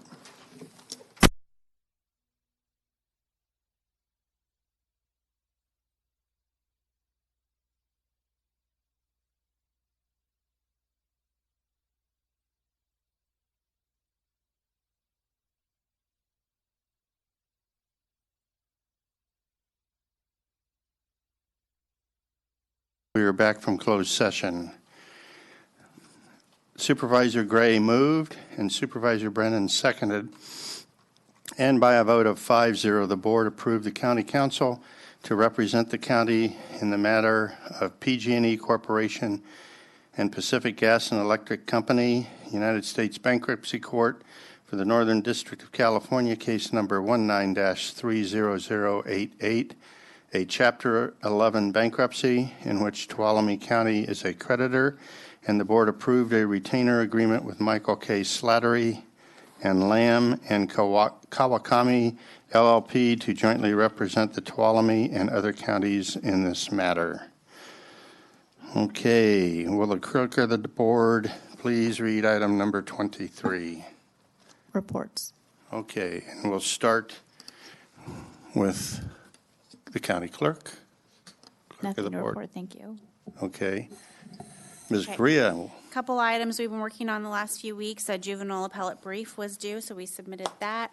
We also met with the city and county representatives regarding the EDA to try to move along the dissolution process, and we have a tentative EDA meeting scheduled for April 23rd. And then I also attended a meeting with Supervisor Rotifer and TUD related to water board issues. CAO. So this week we have two of our staff who are at lead. So it's Kim Phipps with Human Resources and Jason Terry in our office. And we will be scheduling fairly soon a time for them to, for not only them, but a few of the others in other departments who've gone to different training to come up and give you an update, which is also a good time for other departments to hear what they're learning and where they've been and how they can also attend the similar type of training. And then I think Supervisor Brennan, you'll hit on the UC Cooperative Extension time. So I think that's it. Thank you. Just a point for the public. This is part of the process of meeting one of our priorities for board priorities for enhancing the training and capabilities of our employees. So, Supervisor Kirk. Myself and Supervisor Campbell, we went on quite a few department tours, maintenance, recreation, ambulance, behavioral health. There may have been a few others. There's so many, but we're coming to the end of it. But it's been really well, not really well. It's been really good meeting these people and understanding what they do. And also did the Visitors Bureau meeting. We did another town hall up at Word of Life Fellowship Church for the fire awareness. That went well. I have a meeting. No, I'll hold off on that until next time. There was a $1.4 million grant awarded to Motherlode Job Training, so he'll probably present that information to you guys in the future. But I got to have a little bit of say in that grant. They reached out. It has to do with the prison population, so it was cool that they got awarded that grant. And then I did have a question, since we're at report time, to see if Waste Management had gotten back in touch with the county, if they had made a decision. I can check with Carlin Drifdahl. I don't know what the most recent word is, so let's see. I was going to email you, but I thought of it while I was sitting up here, so I wrote it down. Can we get a report on that on the next agenda, because I'm interested in it as well? We can do that. We can Okay. work with CRA. Just a quick report. It doesn't have to be big. We will do that. And in the meantime, if we find out information, we'll send it out. Okay. Supervisor Campbell. Yeah. So as I think all of us here have attended 2 fire safety meetings. I think some of us, the chairman I've got 3. has attended a lot more. But very well attended, both of them. And even on a day that was pouring rain, we still got a fair number of people to come out, and I think they've been very well received by the community, and I'll let other board members kind of flesh out that response that we've gotten. Attended the Willow Springs Homeowners Association meeting last week, and that area is, they're concerned about the ingress-egress routes in that community, that there's basically only one viable way into that community. Expressed interest in finding a way to add another road into that area, and we can discuss options there. Had the Access to Tuolumne meeting last week. We authorized the purchase of equipment for remote video production, and we directed the director there, the boss, to look for a new home for Access to Tuolumne, where they can do larger scale productions and really kind of get more content on Access to Tuolumne to increase the viewership of that. And that's my report. Supervisor. Okay, of significance, we had the NDRC meeting in Groveland. I think we had close to 100 people attend. A lot of good input and a lot of interest from that community on the Resiliency Center. And then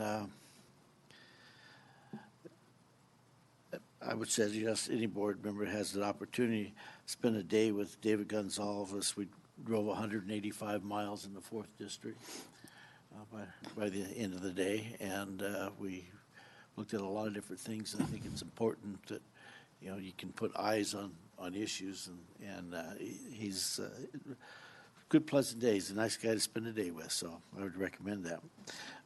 And then last night we had the fire safety meeting in Groveland, again well attended. I didn't count them, but probably close to another 100 people. I thank Supervisor Roeder for attending. County staff did a great job on the presentation. Had nothing but positive comments afterwards. I don't believe I heard one negative, bad thing about what we're doing and what they were presented, which makes you feel good. So that's my report. Supervisor Brennan. So on the 21st, we had the CSAC Ag and Natural Resource conference call, and it was a good call, and a number of counties were on that, discussed a lot of the issues around fire insurance and a lot of the legislation that's making its way through different committees at this time. But one piece that all of the counties unanimously supported is looking at a conversation with the governor about Williamson Act land subvention payments, and feeling that it might be an opportunity to make a run back at getting those payments back in place, and really around land management, resource management. And so I'm going to organize that effort at the state level, and we'll see what kind of progress we can make.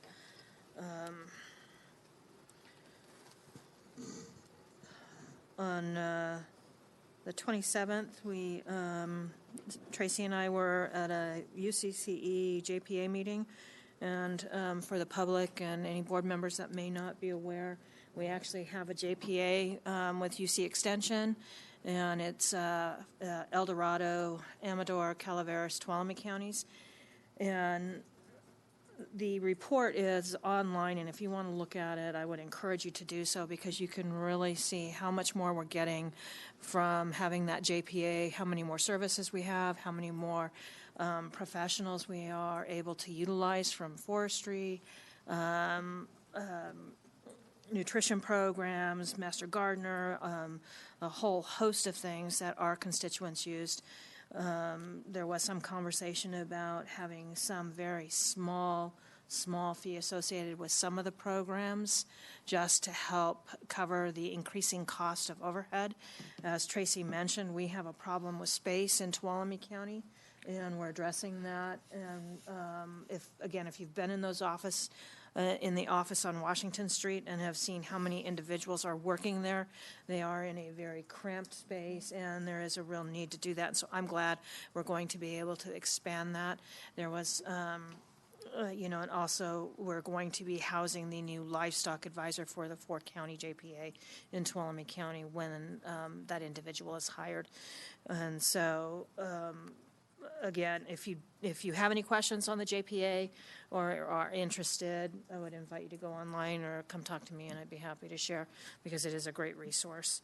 And then lastly, I would remind people that we are having the Greater Sonora Area Fire Community Meeting this Thursday at 6 o'clock here in the chambers, and encourage everyone to attend. And I would also like to thank all of the staff that are participating. We started the 4-week series on My Mother Lode KV Mill, and I want to thank them for hosting that, and all of the staff that are participating in that series. Okay, so I've really got one item that I'm going to emphasize. I have been to, I missed 2 of the fire meetings, but everybody's talked about that. And before I get to my one item, I just want to let the 2 new supervisors know that I'm not sure my lips have ever recovered from the drink out of the fire hose that the staff gives you when you get to be a new supervisor. So I'm sympathizing with you, but it is great information. Last week, No. It was Monday. When did we go to the water board, Sarah?